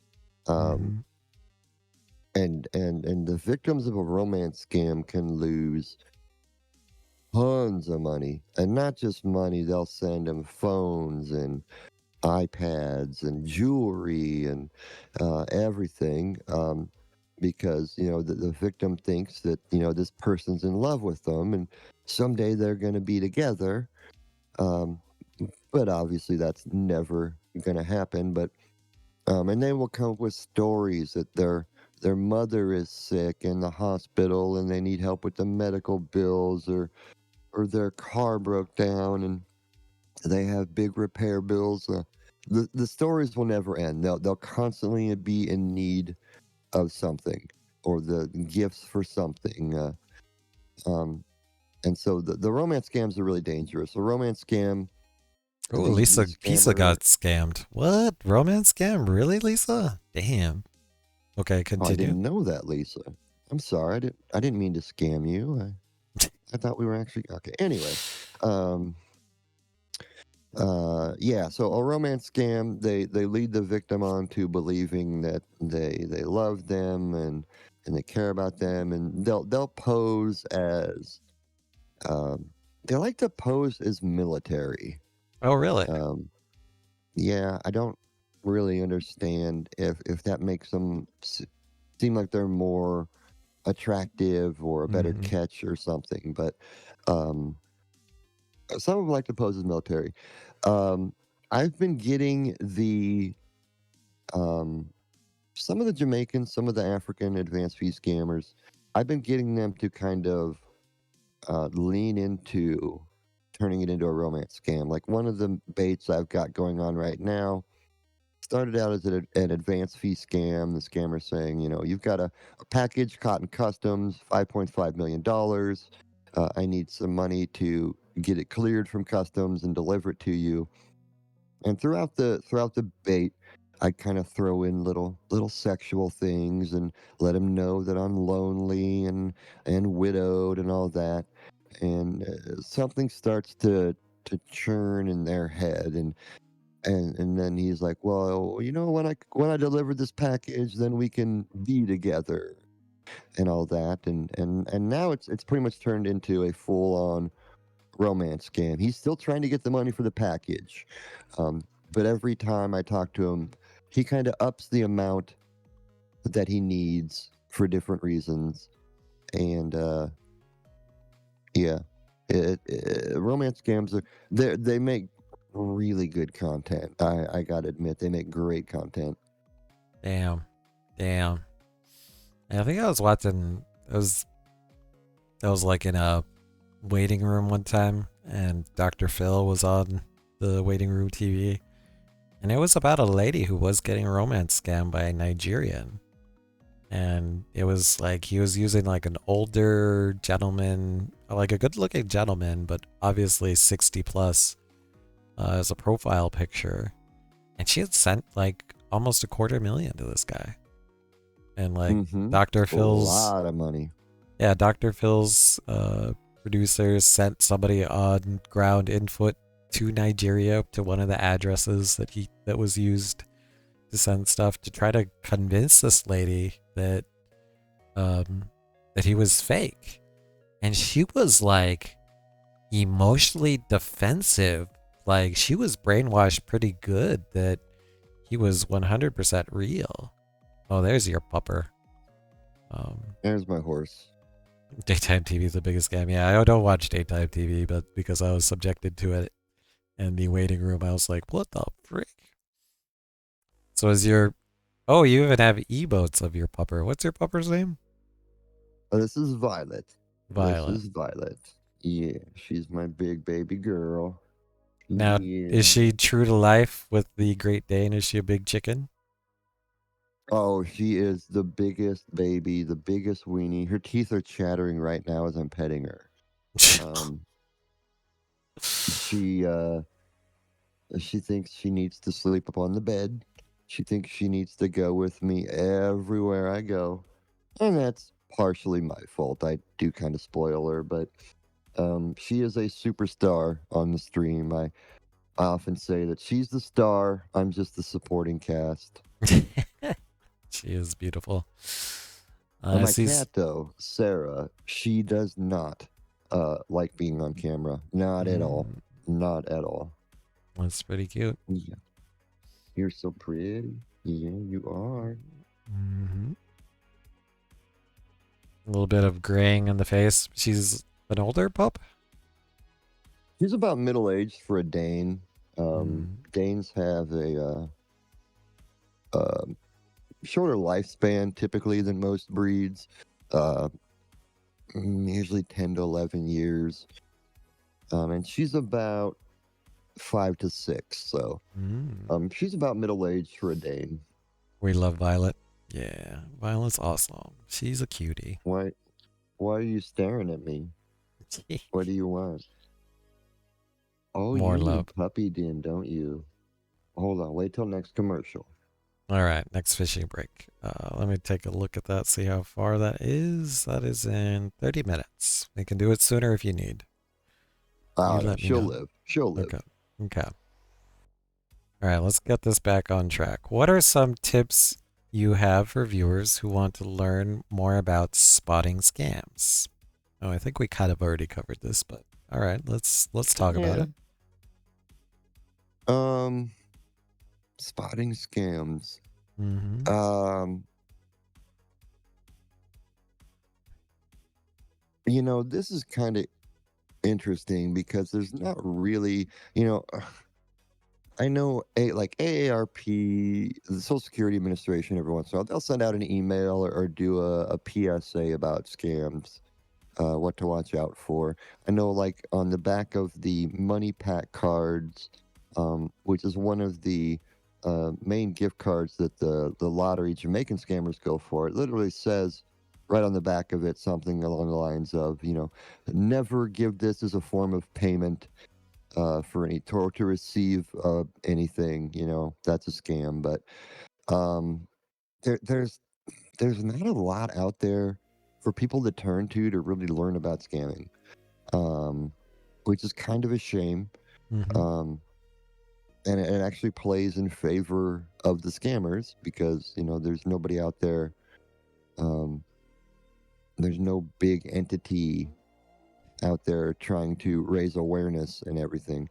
One of the best things you can do if you have an elderly parent or family member or neighbor, talk to them. Find out what's going on in their life. What are they doing? They might say, oh, I had some problems with my computer and I had to call and they connected to mine. Like, oh, scam. Or someone called and said I won such and such money and blah blah blah. And, there's a scam. And talk to them about it. Let them know to be wary if something doesn't sound right, or if it sounds too good to be true, or if it's something you're not familiar with. Don't just go along with it. Have them talk to a family member, a friend, a trusted neighbor about it and look into it, see what's going on. Lisa Pisa says, listen to your gut. Ginger Witch says, if it seems too good to be true, it is. I would say, look for typos. Look for where's this email coming from? Where is this message coming from? Have you ever done business with that business before? Or do you have said account? A lot of times I'll get, my Facebook has been compromised, and I'm like, I don't have a Facebook, type of thing. Now, something with that, like watching for grammatical errors, language errors, and stuff, that's going to be a little trickier coming up in the future as AI gets more and more prevalent. Yeah. These scammers are, as they're new innovating. technology comes along, they adopt it just as quickly as everybody else, and they will use it to their advantage. Some of them, like some of the PCH scammers, have websites that you go to. What's up, and G-Force some of them Bridges? look really good. Some of them look pretty bad, but there's a few I've seen that look really good. and I'm like, this is a dangerous website, and we can report those and usually get those taken down as well. Yeah, But yeah, the advent of AI is going to be it's going to be a dual-edged sword. yeah. Chavez says I was going to ask about AI use in scamming. Have you come across any AI use in scamming yet, or that you could recognize? Not that I could recognize. I did actually one time I was talking to a scammer and got him to break down out of his scam, and he literally was saying, watch out because we're starting to use AI. Wait, Uh, what? so he literally admitted it, heard it from the mouth itself that they're going to be using AI. Um, it's gonna be hard to spot, but Mm-hmm. um, it's going to mean much smoother, more dangerous scammers because their English is better, their writing is better. Um, yeah, yeah, it's going to be interesting to see how AI, the role of AI, increases as it gets more, um, as it advances more, as it gets in more big, more. What's the word I'm looking for? As it expands and it's easier to use, easier to access, um, even more so than it is now. Ah, okay. Let's see. Uh, I am not here ever says if you get a lawyer or sheriff say something is wrong, put the phone down, call your local sheriff. You don't get a warning before they're arrested. If your grandson is in prison, put the phone down on the lawyer and call a family member to make sure. Interesting. I will also say a lot of these scammers have a sense of urgency. Like they're trying to get you to like act fast or something, you could lose out or like some sense of them. So I want to say like if you have that going on, pause and reflect. Like, why is there such a sense of urgency? Oh, and it looks like Lisa Pisa has a song for you. Made by ChatGPT. Look at that. In addition to the urgency, a lot of them will also say, Mhm. don't. Uh, a lot. I see this a lot with the PCH Mhm. scammers. They'll say, don't tell anybody about your winnings until you get it. Don't share this with anybody. Keep it quiet. They Mhm. don't want you telling anybody this because that introduces another party in to the mix that might say, this is a scam. This is a scam, and it blows their scam. So, Mhm. yeah, urgency and secrecy. Those are two of their tools. Hey, Vicky Vixen. This is Hatch of Hatch TV. He is my scam baiting friend. Vicky Vixen is a streamer out of South Africa. I've interviewed her Oh before. wow! But Hatch actually has counters and combats against scammers in like Jamaica, Nigeria, like all over the world that try to scam people out of their hard earned money. And I'm sure Vixen can 100% attest that even in South Africa, she has to fight getting scammed all the time.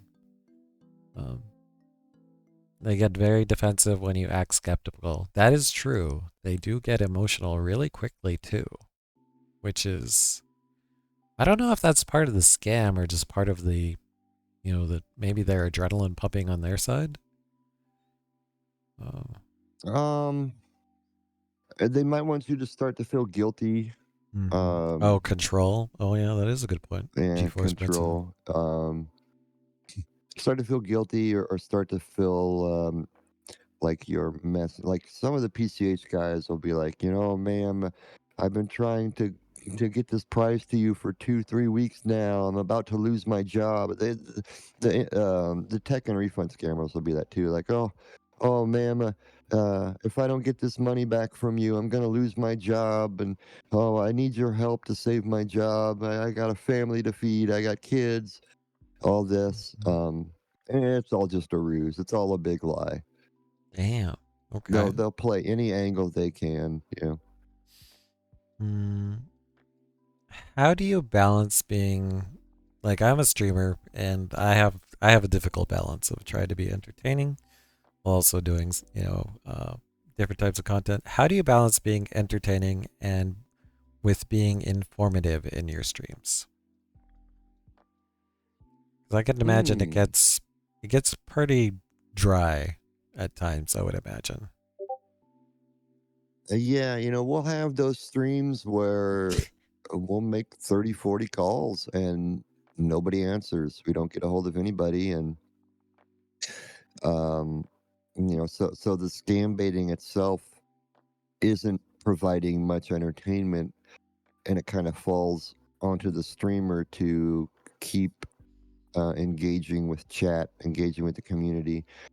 Um, I love, like, streaming for me is kind of like therapy. I'm a homebody. I'm an introvert. But I get to come online. I get to stream. I get to hang out with amazing people and chat with them and hear about their lives and their days and what's going on. Um, and so I take interest in what everybody else is going on there. uh, I've helped a few people kind of get started into streaming, and one thing I always tell them is remember that that's not just a screen name. That's a real person sitting behind that screen name. They have problems. They have ups and downs too, and talk to them like a person.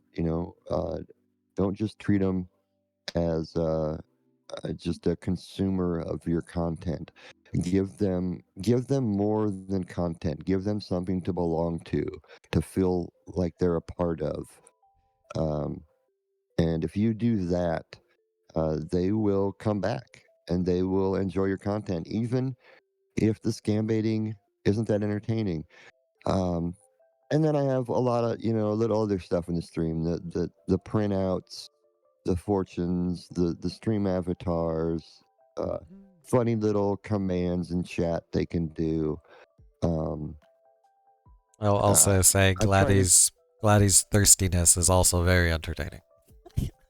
yeah, everybody enjoys a little bit of Gladys. You never know Mm, what kind of shenanigans she's going to find herself getting into.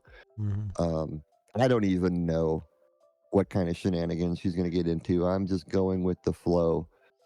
And Auntie says Hatch what treats us all like family. Oh, how nice. You do have a family. Yeah, everybody's kind of like a big old family. Yeah, I try to engage with chat a lot, rather than just sitting there and making phone calls and going call to call to call to call to call. I'll sit and between calls, I'll chat for 5, 10 minutes or so, and then kind of transition into a call. When I start my stream, we usually uh, chit chat for a good 45 minutes to an hour before we even dial um, a phone call. And that's just a chat with everybody, seeing how they're doing, what's new, what's going on, anything new or noteworthy, um, Yeah, and chats. just building and engaging with your community. So your community is saying, yeah, you often chat like your intro is like an hour, is what they're saying. You also don't believe it in pants? I have a pants policy, but all these damn streakers out there, 5 stream, 10 stream, some as many as 65 and 70 streams, running around with no pants on. Can you prove you're wearing pants right now? I can prove I'm wearing pants. Well, it's gonna erase me. It kind of looked like. Oh, camo pants. No, or actually, those look fleece, so those must be like. Those are those are my PJ pants. If he. Mm, my uniform, my army So uniform. so we dispelled the myth, you and I. You are wearing pants, despite what your I chat am says. I am wearing pants. technically they are sleepy pants, but they're still pants. They still count. Okay. All right. Let's ask another question. Have you seen any changes in scamming tactics over time? How has your approach adapted?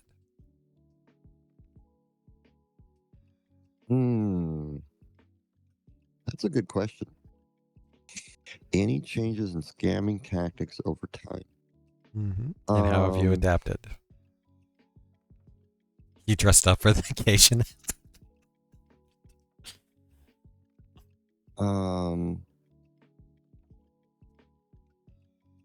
There's always a new. Well, let me back up. The scams themselves follow a script, and so they all follow a script. And part of baiting is we're a step ahead of them all the time. We know what's coming next. Generally, we know what's coming next. They'll use different excuses and different ways to get to the next part of their script, but or we know what's coming next. So there's not a lot of change in the scams themselves. The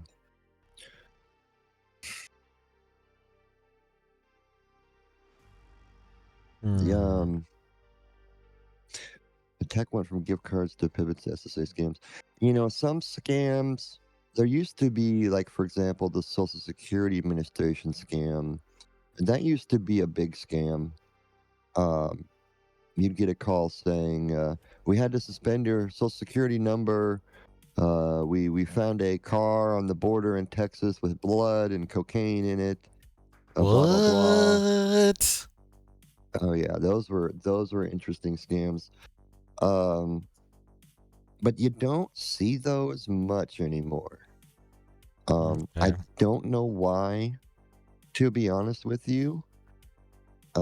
If it just, my guess would be that it wasn't that successful. If they were making money doing it, they'd still be doing it. Okay. So they'll flat out change to a whole different scam and a whole different script because they're just not having success. Okay. So that's some of the evolution you've seen. Okay. And you may call a phone number one day and their PayPal, and you could call them back 5 minutes later, and now they're Norton. Some of the call centers over in like India and stuff, they'll run a multitude of scams, and depending on what phone number you're calling, will tell them what scam they're running on you. And sometimes they'll answer, say, oh, you've reached customer service, how can I help you? They're waiting for you to cue them in on what scam email you got, or what it is. Oh, they do I so got an many at email. once. Okay. Yeah, they'll be running 3-4 different scams out of the same call center, and they might not even know which one you're calling about. So they'll kind of fill you out to know what how they should proceed with their scam. All right. GeForce Princess made the comment, what I love about Hatch is he makes himself accessible to us. We can spend behind the scenes time with him and his community. Wow. Yeah, we just did a bait the other night.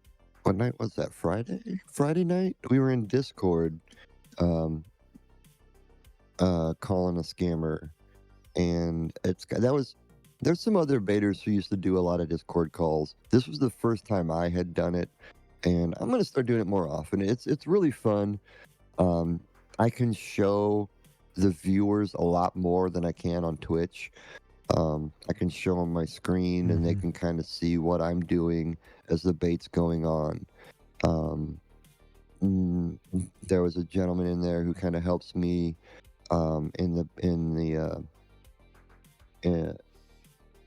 and he was, would talk to me through Discord, hey, do you need this gift card, or a picture of this gift card, or this or this? And I'm like, yeah, if you could spit me out this, and then they get to hear that. And they really liked I got a couple messages from some people. They really enjoyed kind of getting to see the behind the scenes and watching a scam, a bait unfold, and how we respond to different things and such. So yeah, I like to, and I'm always, I have my DMs open, my whispers open, my emails open. You know, people are always easy to. I'm always easy to get a hold of, and Nice. Nice. All right. Oh, Edgeman. Yes. Go. Hopefully your friend's all right. Um.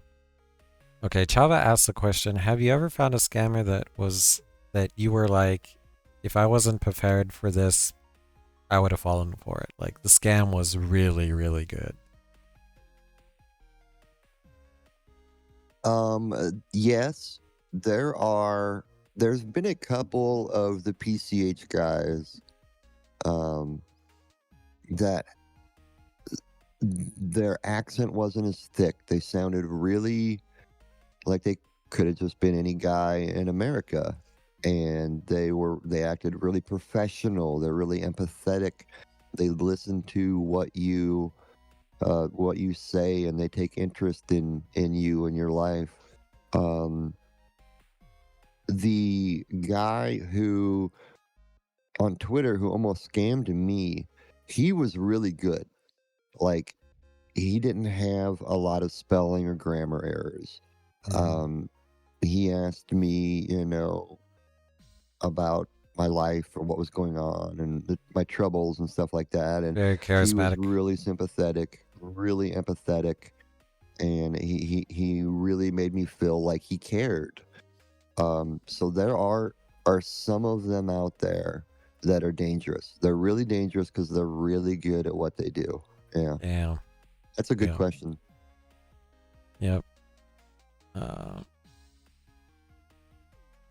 Bladen says Hatch is the guy who got the mago wet, and Lady Okuno says rip those people at the taco stand. Gla- okay, on the Discord bait, Mm, the scammer had sent us out the night before to get a gift card, and I needed an excuse for why I didn't get it. And my excuse was I got in a car accident. Gladys fell asleep at the wheel and plowed through a bunch of people at a taco stand. what? And they buy it. They buy it. Once you, in a bait, we we're kind of submissive. We play along at first, Mhm. um, to get them vested in the scam, to make them think that we're an easy victim.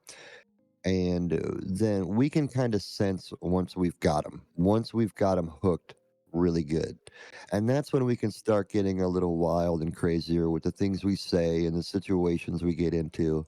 And that's when it starts to get a little more entertaining, a little fun for the chat, fun for the baiter, because you can really go off into some weird stories, and tangents, and Mm. they'll believe almost anything once you've got them good and hooked. Once they think that you are an easy mark, an easy victim Yeah, you with start to cash. fuck with them. Yeah, I've seen you Yeah. fuck with them. Yeah, it's pretty cool.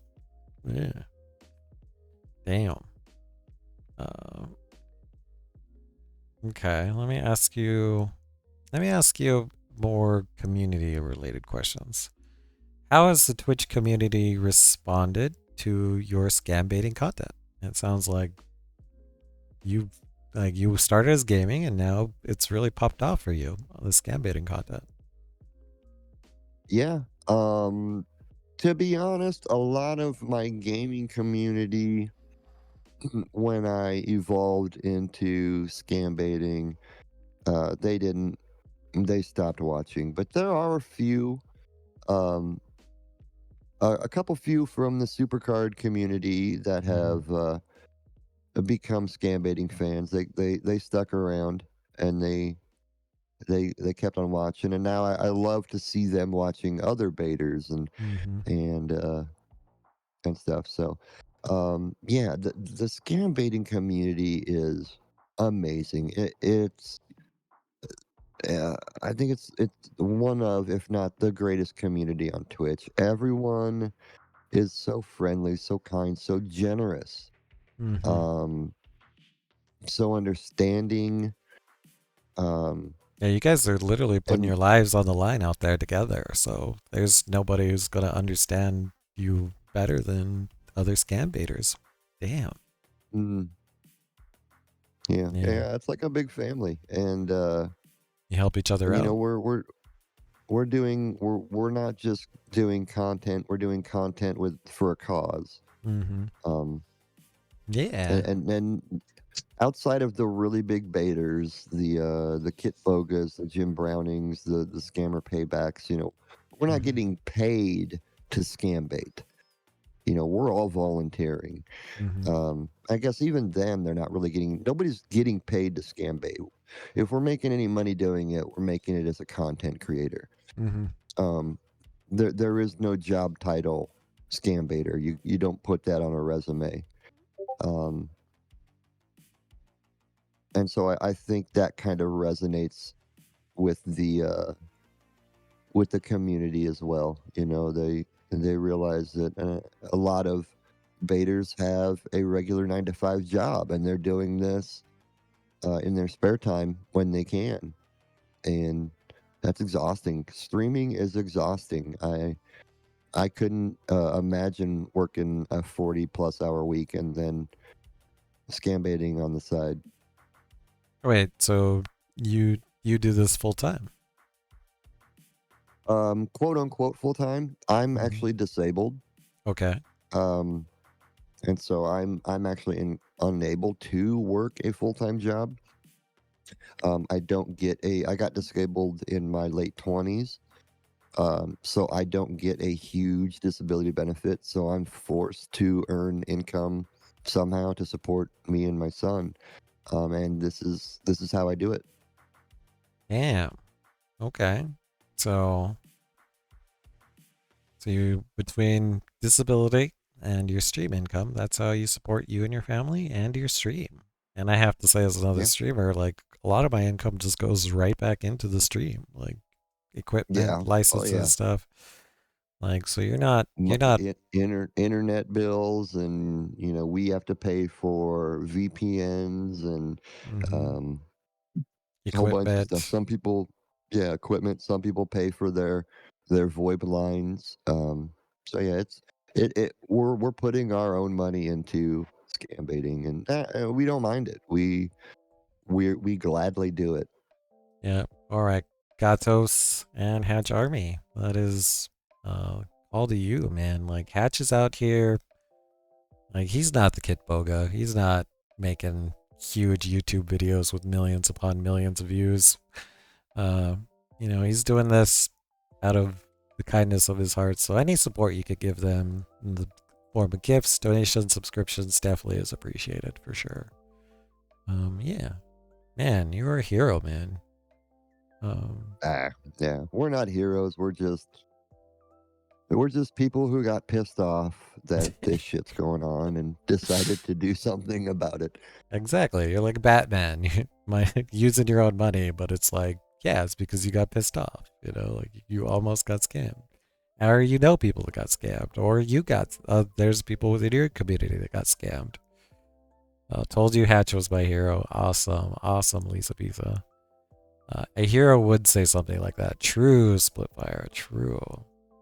Um, Let me ask you this question. Do you collaborate with other scam baiters on Twitch? Have you done like a collab stream with them or? Oh yeah, yeah. We'll work together. There is a scam baiter. They call him Cookie. Ultimate Troll Scam Baits is his Twitch Mm-hmm. moniker. Used to collab with him quite a bit. I discovered that I can do a decent Jamaican accent. So when he would be talking to some of the PCH scammers from Jamaica, sometimes he would bring me in to pose as another scammer, and we would compete against each other for the victim and for the money, and it would drive them absolutely nuts. But I've collabed with Cookie, Gordon, Dex. Clint wants to work together. Trying to think of I think there was one other, but yeah. Oh yeah, we'll work together. Uh, other. Oh, F. F. Oh We no. F. Did we F? Did Yep. we F? Now we're back.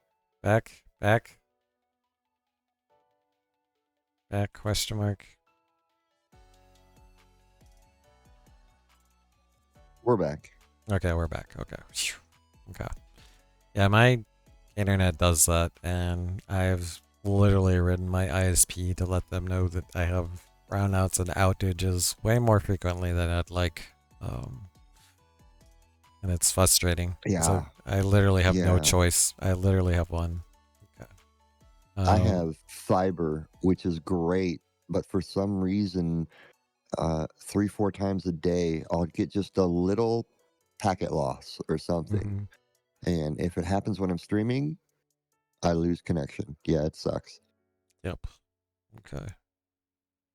Okay. Wait, you were mentioning you do Discord scams too? Like you do it on Discord as opposed to being live on Twitch so it can get a little more uncensored, maybe?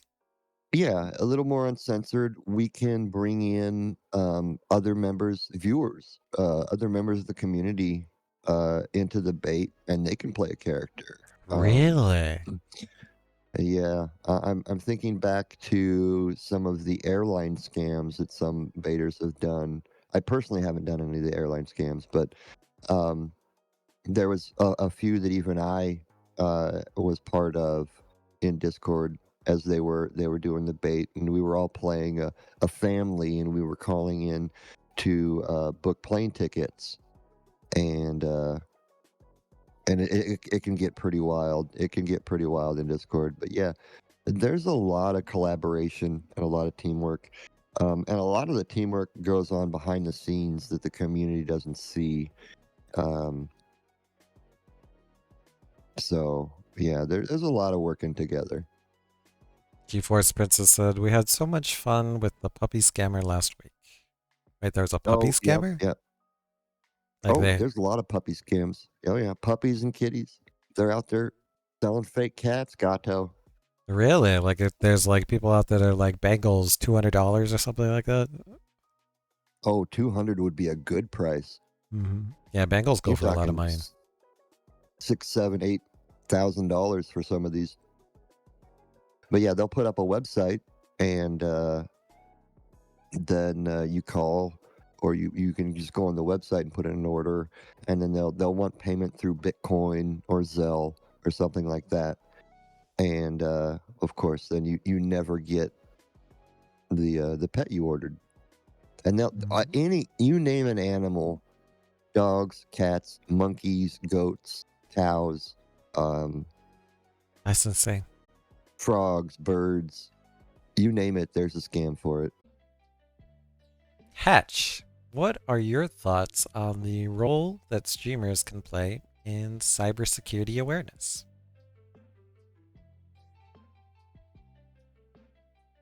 Cybersecurity awareness, huh? Mm-hmm. Um, Well, I know some of the streamers have sponsorships with sites like Guardio, VPNs and stuff like that.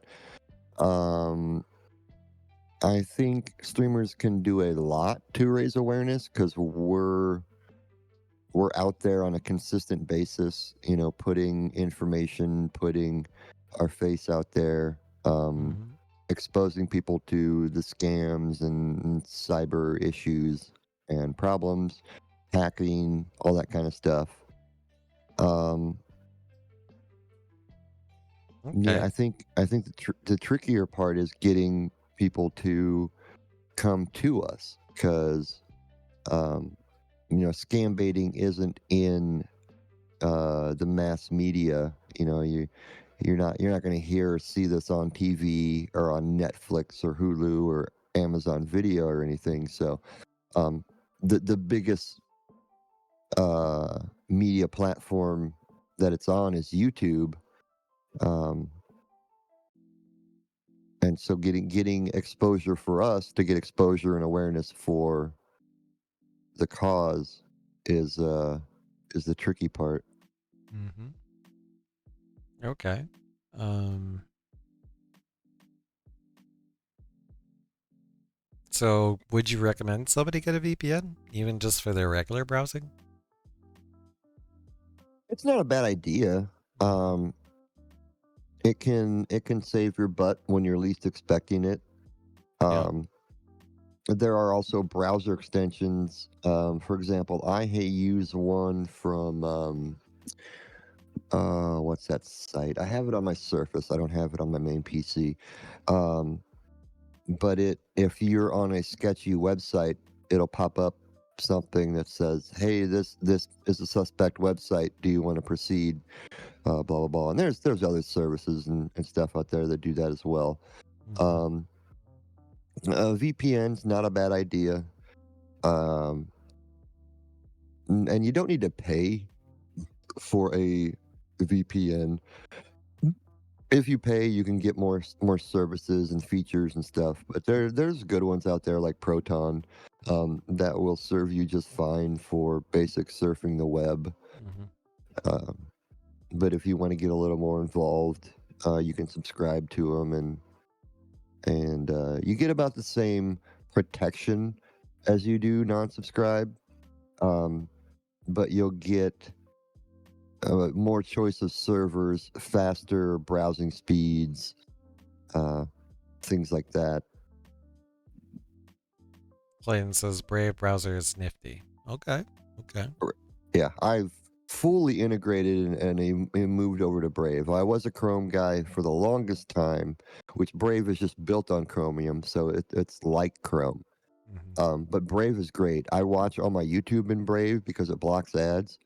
Oh, It nice. blocks every YouTube ad without even having to set it or tell it to do so. Ooh, nice. Nice. And would you recommend your community members do something like multi-factor password protection or Oh, two-factor? yes. Yes. If you have any site you log into that offers 2FA, use it. Regardless if it's an SMS 2FA, if it uses an authenticator. Mm-hmm. Um, definitely, that is 2FA became a thing for a reason, because passwords and usernames can be easily phished and caught or revealed in data breaches. But if you have that two-factor set up, you can definitely save your butt if your information is compromised. Oh yeah, I'm a big two-factor guy. Oh yeah. Okay, so that's one thing you do for your community is recommend, VPNs, a Brave browser which blocks a lot of the tracking stuff and ad stuff, and 2FA. There you go. There you I go. I'm one of those people. I commit one of the cardinal sins of using the same password Oh, yeah, yeah, with yeah. some variation at a lot of sites.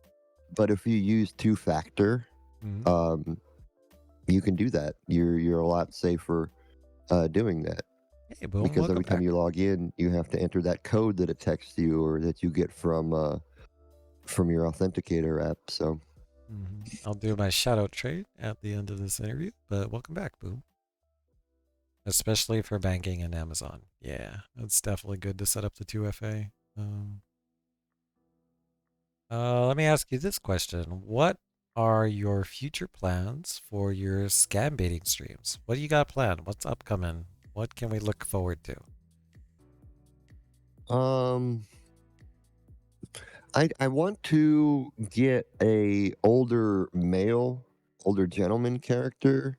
I Oh. need to play around with my voice changer and stuff. And on the voice changer, to really get good with it, you don't just set the voice and go. We have to kind of throw our voice a little bit to make it sound more believable. Um, Mm. but I want to do an older gentleman character. Um, Stream wise, I want to get back to multi streaming. I want to get back out on YouTube. I'm trying to grow my YouTube a little more now. So I want to get back to co-streaming on YouTube. I'm monetized on Kick. When Kick started up, they reached out to me and said, "Hey, if you want to stream over here, we'll give you affiliate status right off the bat." So I took it. I've never really streamed over there. I could stream over there, maybe Twitter, but getting my content out on more platforms is kind of a goal. I was gonna start doing it this month, but I may have to push it back a little bit. I want to start doing more edited videos on YouTube. Historically, I've kind of just used YouTube as a repository for my streams. Instead of recording them and saving them all locally, I just export them all to YouTube because they basically give you free unlimited VOD storage that doesn't delete them, unlike Twitch, which deletes your VODs after so long. Just keeping them over there, and I figured if anybody wants to go watch them, they can watch them. But I've started breaking some of them down and editing into certain baits that have been more entertaining, and that's been getting a little more exposure to my channel. So I want to keep doing some more of that. Nice. Um, That's a huge part of growing, yeah. yeah, and that's Yeah. really all. Just kind of staying the course for now, and doing what I do. Is that your actual kitty in the picture right there? Yeah, actually, no, that's actually me in real life. Sorry, I accidentally Yeah. I tabbed out, but yeah, that's That's right. That's right. Yeah. my real life me right there. That's me watching Endeavor TV, hanging out. Yeah, sorry, I tabbed over because I was gonna tell you, don't kill yourself on getting onto Kick. It's a little weird on Kick, I have to say. But I do both a multi RMTP, which just sends your stream to multiple places all at once, all with a plugin that you put into OBS, so it won't cost you anything. It'll just cost you resources. So I do that sometimes. Kick's a little weird. I will say multi-streaming to YouTube saves time because it automatically creates a VOD and you don't have to push the export. Even though the export's pretty quick on Twitch, it's very nice that YouTube does it automatically in a sense. It saves your lives in a separate category. And I'm Twitter, curious, what makes you say that Kick? It's kind of weird streaming on Kick because, like I said, I've never really streamed over there, so I don't really know a lot about the platform. Kick is just very young in comparison to Twitch, so a lot of the bad actors Twitch had that are now gone have a new place to be. Like I was interviewing a female streamer one time, and that taught me if I have a lady streamer on Kick, I can't show my Kick chat because it was show ass, show tits, show vagine, just like that's all that came up. Like, so it's like, okay, even if I report these people, I don't know if I get actioned. Like, it's just a sus place. And then, I'm not... That botting is also... I want to say it feels like it's more or it hasn't been filtered out as well as it has been on Twitch. And that's saying a lot because it's still very active on Twitch. But like I've gone to streams where it feels like nobody's there, but you'll see like several hundred viewers. And so I'm like, who's actually there? I don't know. It's kind of a weird place, so I wouldn't kill myself. Like if I would first multi-stream to YouTube for sure, just to save yourself the calories of having to put up a VOD and maybe experiment with Kick, and then Twitter streaming. Like, I don't even I don't see that chat, even though it technically could come onto my screen. I've had people check my Twitter streams. I've gone to the analytics and had like 1 to 3 people that may have looked at it, but it's just not very prominent. So like I wouldn't kill myself to go on Twitter either. I for sure would want to go onto YouTube and maybe experiment with Kick. I do want to do like I want to do a kick only stream in the future where I could be a little more uncensored type of attitude, because that's the feel over there, is you could be a little more uncensored. Get a slap on the wrist, which is gonna get them in trouble. But again, it's like a younger version of Twitch, in a sense. But yeah. But if you have questions on multi-streaming, you're welcome to hit me up since I do it on a regular basis now. So yeah. Cool. All right. Also, I'm very excited to hear another character development. Do you have a name picked out, or you're gonna work with your No, chat? I You're I gonna have don't. the I'll probably polls. do it the same way we did with Gladys, and I'll let chat put the they put the name together, and then I do the whole backstory and all the other information. Maybe you could use ChatGPT on stream to like come up with a really elaborate backstory and document it. Oh, that would be interesting. That would be Yeah, interesting. just pull that up on stream and have it go. Yeah, that'd be really cool. Okay, let me ask you this question: what is the most outrageous lie a scammer has told you? And you could even do a top 3. Like, what are some of the most outrageous claims they've ever like tried to pull on you? We had an African scammer. My chat will know him as the OG Lover Boy. OG Loverboy? He told me a story that he needed money to bury his mom that passed away like 3 years ago, and her body's just been in the morgue. Just been sitting in the morgue because they can't afford to bury her. So he needed money to bury his mom. I thought that was one of the most ridiculous stories I've ever heard in my life. Let's see, what are some other ones? Oh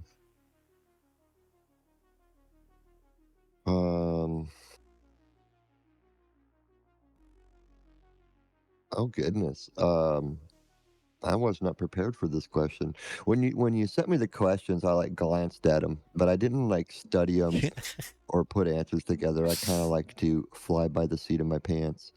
Um, but this one's kind of throwing me for a loop. I'm trying to think. A lot of the PCH scammers use the name of actual PCH employees. And like I had mentioned earlier, towards the beginning of the interview with the Florida, that they use some of the males will pose as females, and they don't have a voice changer. They'll just kind of throw their voice into falsetto, and it sounds really bad, really bad. There was one, and this was more of Cookie's bait, even though I did bait her. Hobag, as she was so named. No, was it Hobag? Yeah, it was Hobag. And Cookie got Hobag to scream through the entire bait. It was a male doing a female voice, and he got her to scream as his character just kept saying, I can't hear you. Can you speak up? I can't hear you. Can you speak up?" And it was one of the most funniest things I've ever seen in my life. He ended up taking clips of it and threw it to a backtrack of like hardcore metal music and made like a metal heavy metal song out of it. It's hilarious. Let me think here. Who else has had some wild ones?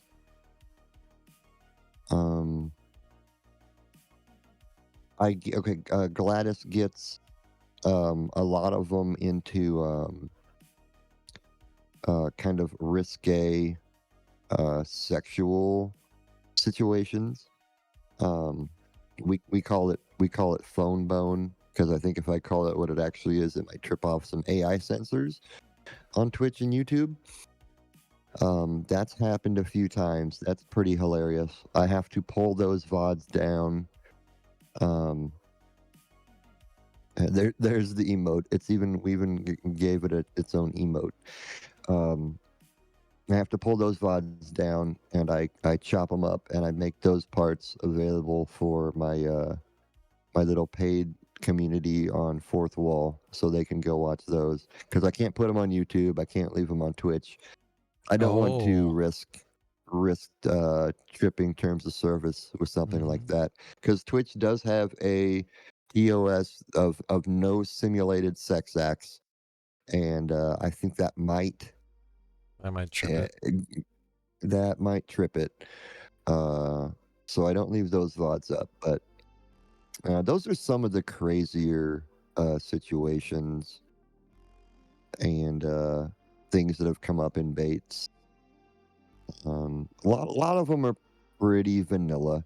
A lot of them just go straight through their script and don't veer off of it very much. So, um, but you can get into some pretty off the wall scenarios and situations with them. Mm. Interesting. Okay. That's pretty cool. All right. Next question. Um, have you ever gotten a scammer to admit defeat? Which I think you've already kind of alluded that, yeah, you have. But go ahead and tell us some more stories about them just throwing in the towel. Like, they knew they were Yeah, defeated. the actually, I have another good story on this. Okay. Like I had talked a little bit earlier about the Nigerian, um, who we kind of befriended each other and would chat. You know, he threw in the towel on it. Um, Mm-hmm. I don't know if that was so much that I defeated him, or if I was just the one who made him realize that what he was truly made him think about what he was doing. Um, and that he was hurting people in the process. Um, Oi. Oi. a lot of these scammers don't think about the victim and what they. A lot of these scammers, they have a warped view of what America is like. They think we all piss and shit in gold toilets. And if we get scammed out of the money, the governments give it back to the government gives us back to us. We're all rolling in dough, and they don't realize that the majority of the people that they're taking money from are poor people too. Yep. Um, and that's kind of what I got through to my Nigerian friend, Mm-hmm. because they see America in Hollywood. They see Hollywood. They see TV.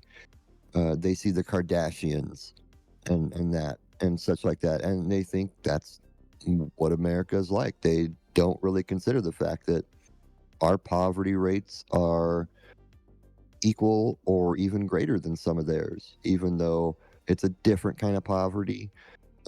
It's poverty nonetheless. Um, so the one scammer, and I don't know if this was so much of getting him to realize what he was doing. But it was a scammer that Cookie had on, and I was doing my Jamaican character. And this has happened a couple times. I've done this now.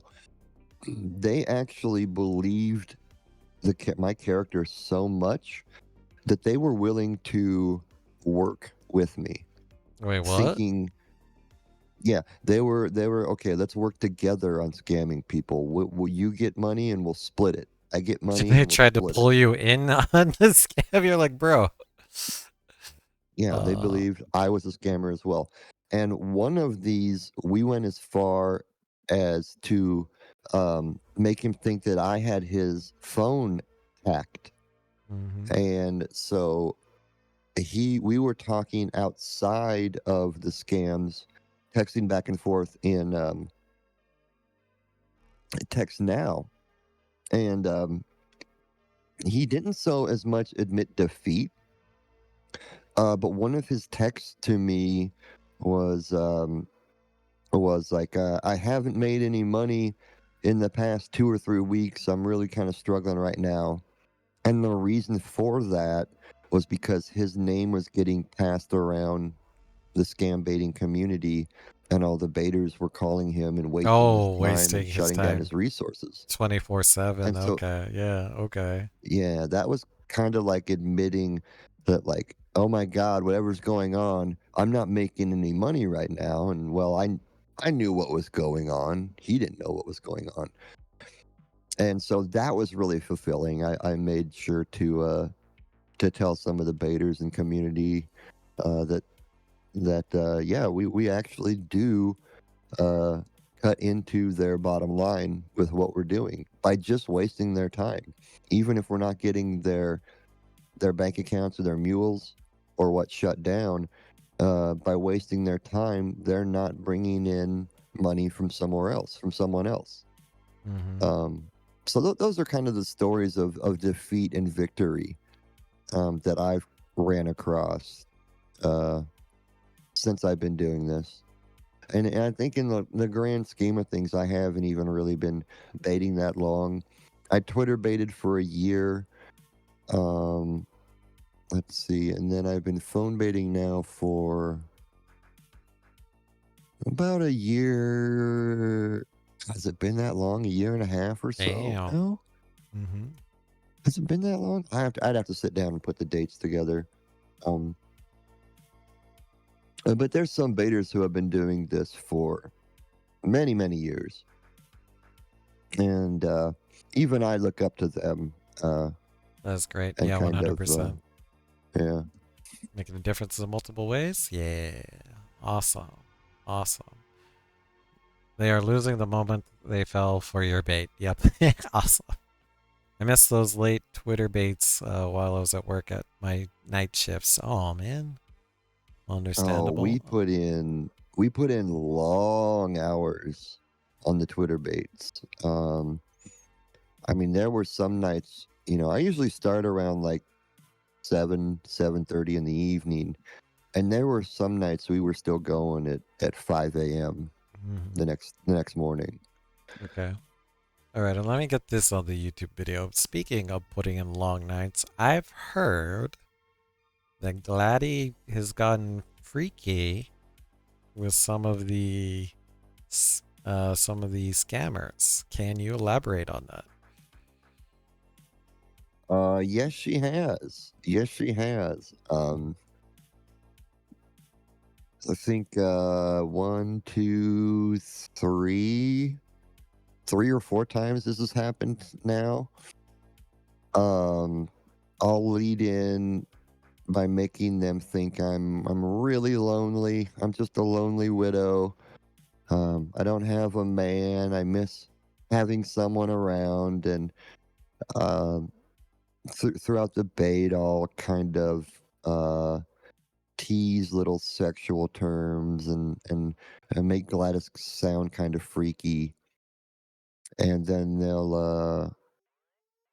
I have had them say, well, we can get married, or when I come to bring you your prize, we can get together, and then it'll turn into, well, what are we waiting for? We're on the phone now. Why don't we just we're consenting adults here. Why don't we just slip into Just something only more comfortable and Gladdy. see where the night leads? And it's gotten pretty heavy a few times. Um, there was one gentleman named George Cox, no pun intended on the Damn. last name. I think he was the first or second. He might have been the second. Was sending me all sorts of pictures of himself, if you catch what I'm saying. There's the George Cox emote right there. I'm not here ever. Made by Limey, did an amazing job on that emote. And the Damn. reason for that emote is he sent me dick pics And if you were in Discord on the bait the other night, the people convinced me to share it really quick in the side chat. Damn. The picture that he Damn. had sent me, and his member, if you will, kind of did one of these. Not, it was more like that, and so that's the kind of the joke in the emote. Lady Kuna says I George scrub talks my in it. eye for hours. Damn. Yeah, lots of bleach to bleach it out of your eyes. Bleach, you got to get into your ears and dig that out after you listen to Gladys and some of these guys. But So yeah, that's multiple times a romance scam has evolved into phone sex. Yikes. yep, yep. I get a kick out of doing it because it makes them look like a huge douchebag on stream, and Alright. it's pretty entertaining. It's borderline too much sometimes. I'll admit that. Hatch gronked us. Damn. Okay. So the Discord Mm. streams you get to wait. Like, disclaimer: you might see more or hear more than you were anticipating. So caution. Oh, Wash with caution. it happens on Twitch too. I just as soon as the stream's over, I have to make Nuke sure it. that I download Nuke it. it and delete that VOD Yep. pretty quickly, so Twitch doesn't catch on to that one. All right. All right. I'll do one more question and then we'll open it up to questions from the chat. What advice would you give to someone who thinks they might be getting scammed? I learned so much about sexuality, G-Force Princess. Who thinks they might be getting scammed? Yeah. What would you give? What advice? Like, you talk to your neighbor's like, I don't know, man. I think I'm getting scammed. This one guy says I want publisher's clearinghouse. Like, what do you think?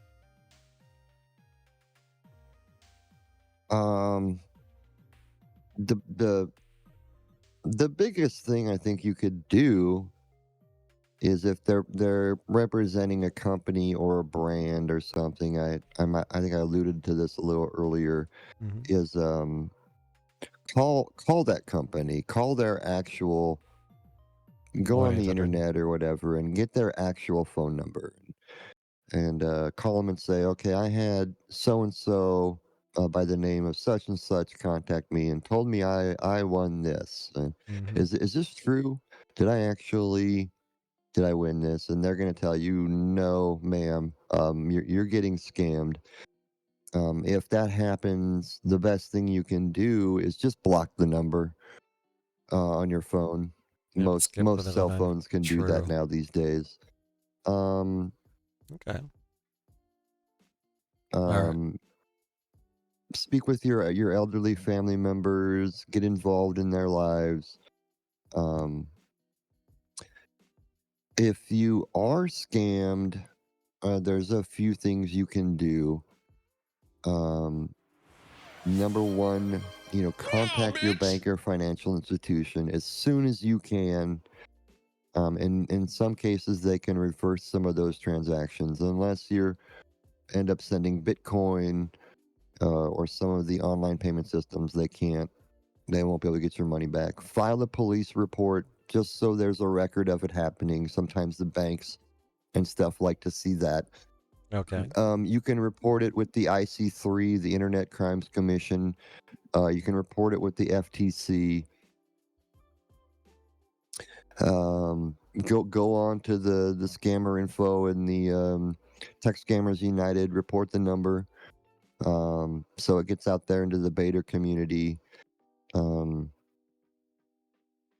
Block the phone numbers. Okay. So you have some things you can do, and I think the big thing is don't feel ashamed.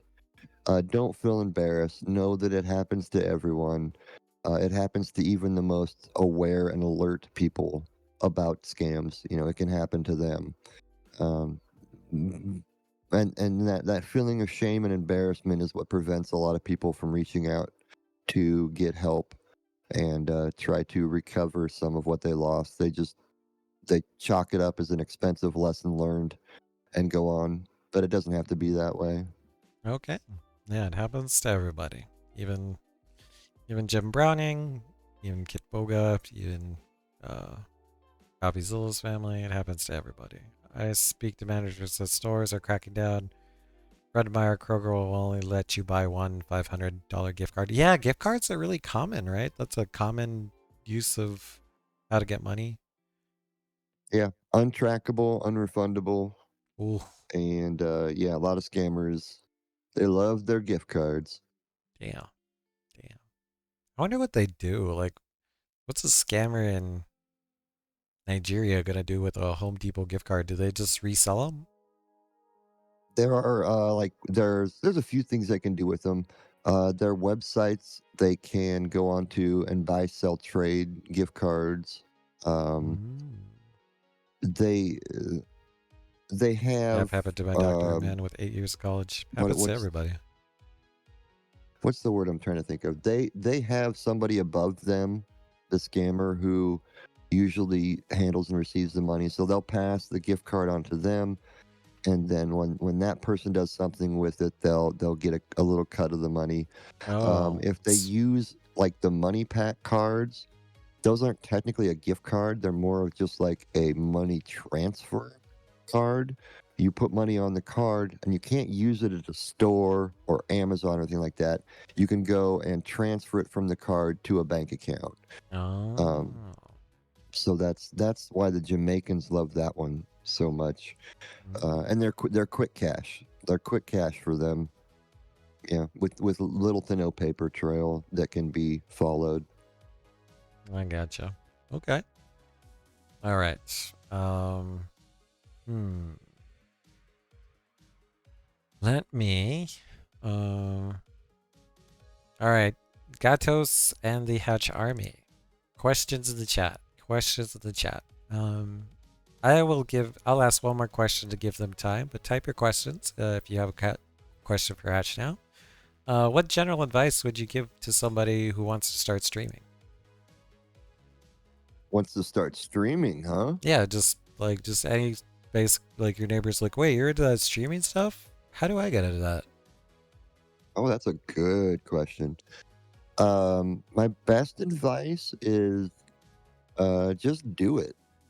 Just hit the start button. I think a lot of streamers um they want to start and they see so many streamers putting out such a polished product. Beautiful scenes, transitions, and everything, and they want to do all that right from the bat. Just get started, start streaming, and you can evolve as you go, as you learn more and everything. Learn about the software, the requirements. You can go out onto OBS or excuse me, you can go out onto YouTube and watch videos and be an OBS master in a day or two. It's a learning curve with OBS, but once you get the hang of it, it's great. And there are other software. There's other software you can use to stream, but I'm very partial to OBS. Um, uh, don't expect to hit it big. Of what was the stat I heard? Every month there's like 7 or 8 million streamers on Twitch. So you are a small fish in a very big pond. Don't expect to hit it big, but don't get discouraged if you don't. Just keep doing it because you never know when you're going to get that random big raid that you're going to get a lot of exposure. You never know when you put up a YouTube video and it's going to hit that algorithm and take off. Um, be prepared, especially when you start to stream to nobody, absolutely nobody, but stream like you're streaming to 100 people or more. Don't just sit there and be quiet. Talk, explain what you're doing and how you're feeling, and whatever is going on in the game you're playing, or whatever the case may be. Um,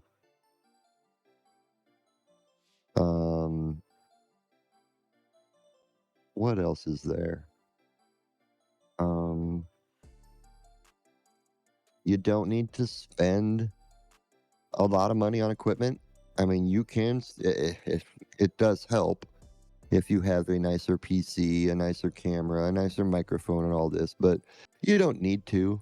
Um, you can generally get started on what you got. And like me, I didn't have 4 Stream Decks, a Go XLR, a beacon, a nice webcam, a nice microphone when I started. I was using cheap crap I got off Amazon. And as I go, I would invest in better equipment and stuff. So, um, but yeah, just start and go from there. Streaming can be incredibly, almost addicting. Like once you get you hit affiliate and you get that first sub or that first biddy, and it feels so good inside. Or you get that first person in chat who keeps coming back, and they're like, I really enjoy hanging out, or I really enjoy your content, and it feels so good inside, and you just want to keep coming back and doing it. So just do it. Just get started. Wow. Okay. All right. Comments so far, not a lot of them seem like questions. Chava made the comment, I've seen people on Telegram selling burner cards with credit. Maybe it's related to scammers. Yeah, I'm pretty sure there's like basically it's like a currency exchange. You take a loss, buy a gift card for cheap. Um, Clayton made the comment, always keep a spare computer backup you can restore to. Stuff always goes sideways, especially with streaming. Yes, yes it does. Oh yeah. That's the one thing I don't have yet, is a spare computer. Like if my computer would go down for any reason, I'd be screwed right now. I don't have the money to get a nice spare one to have on backup. As I upgrade my equipment, I save my old stuff. Like if my Go XLR would break, I have my old voice changer. It's not as nice, but it would get me by. If something happened to my mic, I have my other old mic, which would do just fine. But yeah, that's actually good advice. Is electronics break down. None of this stuff lasts forever, so Okay. expect stuff to go wrong. All right. Chava asked the question, are there scam baiters focusing on Mexican scammers? Ooh. Mexican scammers, like what kind of scams would that be? I've never heard. Now there are scammers in every country. And the U.S. is no exception. There are scammers in the U.S. There's a scam for everything: car insurance, life insurance. I've never heard of a Mexican scam though. I'm curious, Chava. It gets a little What do dicier you out there. what do you know, Chava? What do you know? I do know a Mexican woman who told this story once that they cold called her at her house phone, and immediately when she picked up the phone, they're like, "We have your daughter. We have your daughter kidnapped." And because kidnapping women in Mexico is very common, not very common, but it happens enough that this scam exists. Um, and they're like, "Yeah, if you want your daughter back, we want like a lot of money." And she's like, "My daughter," and then she said the daughter's name, and then they're like, "Yeah, yeah, yeah, her. We definitely have her, and give us money." And she ended up hanging up on them and kind of like laughing at it because she knew it was a scam type of thing because she had just finished talking to her daughter on the phone.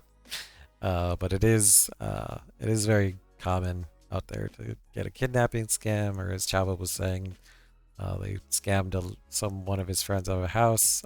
Fake kidnapping is the most common in Mexico. They call you like a cousin was kidnapped and ask for money. Cousins, fathers, granddaughters.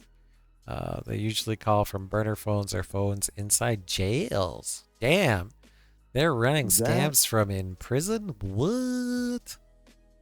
That would be a tricky one to bait, for one main reason.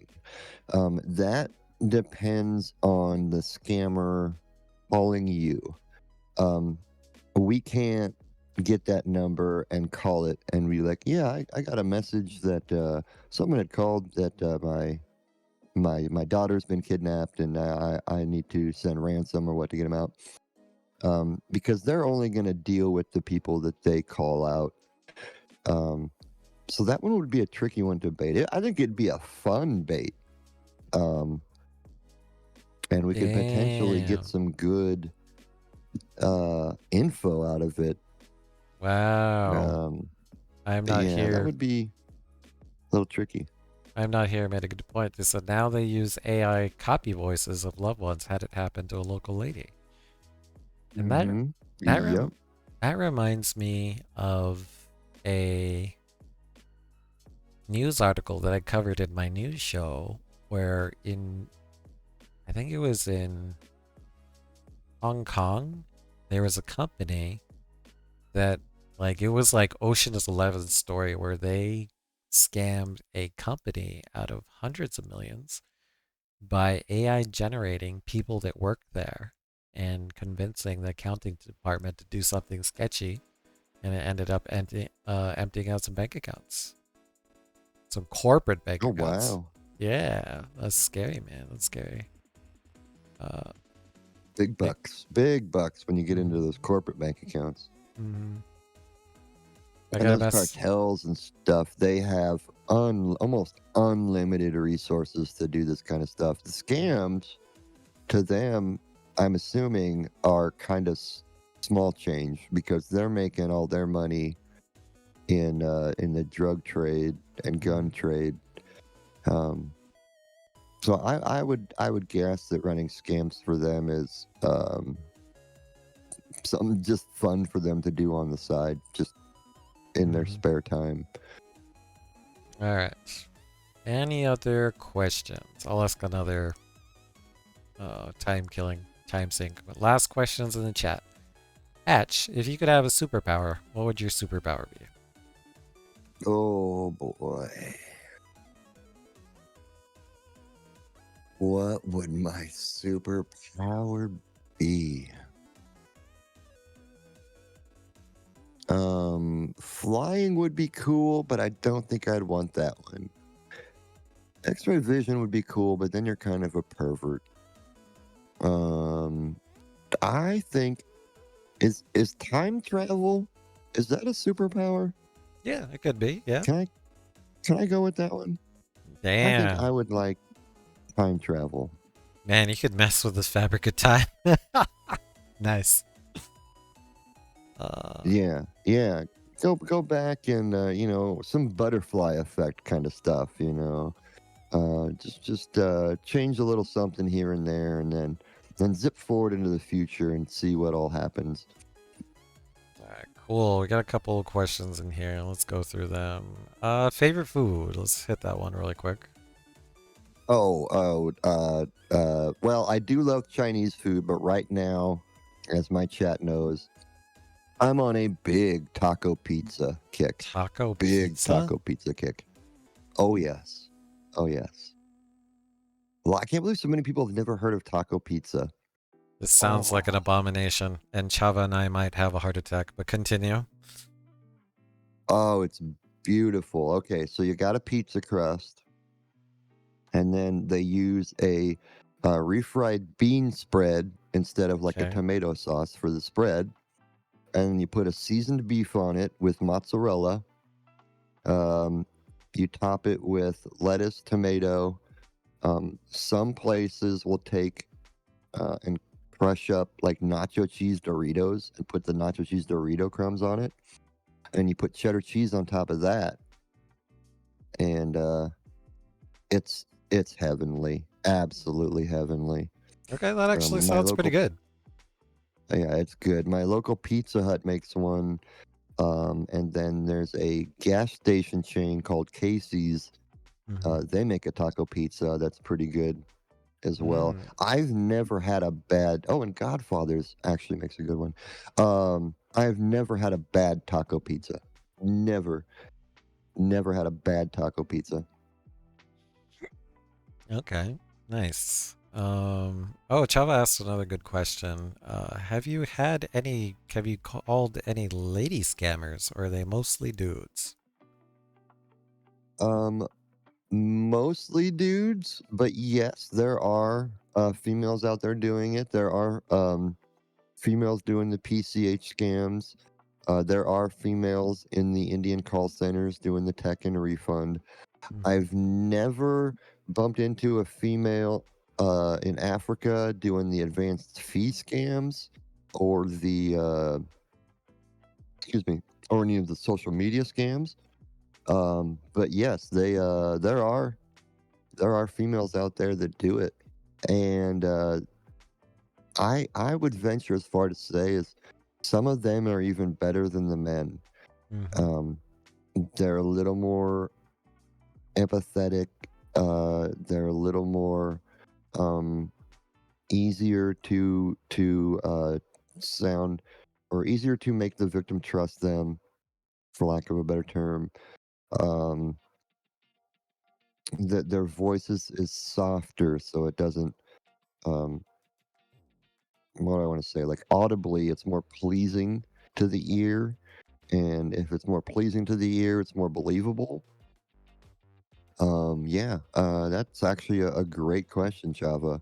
There are some females out there that do it, but it is a predominantly male uh, thing. Mm-hmm. Yeah, I'll do a quick plug. Chava is actually a member of my community and also is a streamer. I'm going to be doing a interview with Chava next weekend, where Oh, nice. we're gonna cook tacos. We're gonna cook tacos. Hey, all right. So yeah, quick plug right there. But yeah, he's a great member, and it sounds like he's crossed over into your community and is active in your community. That's awesome, man.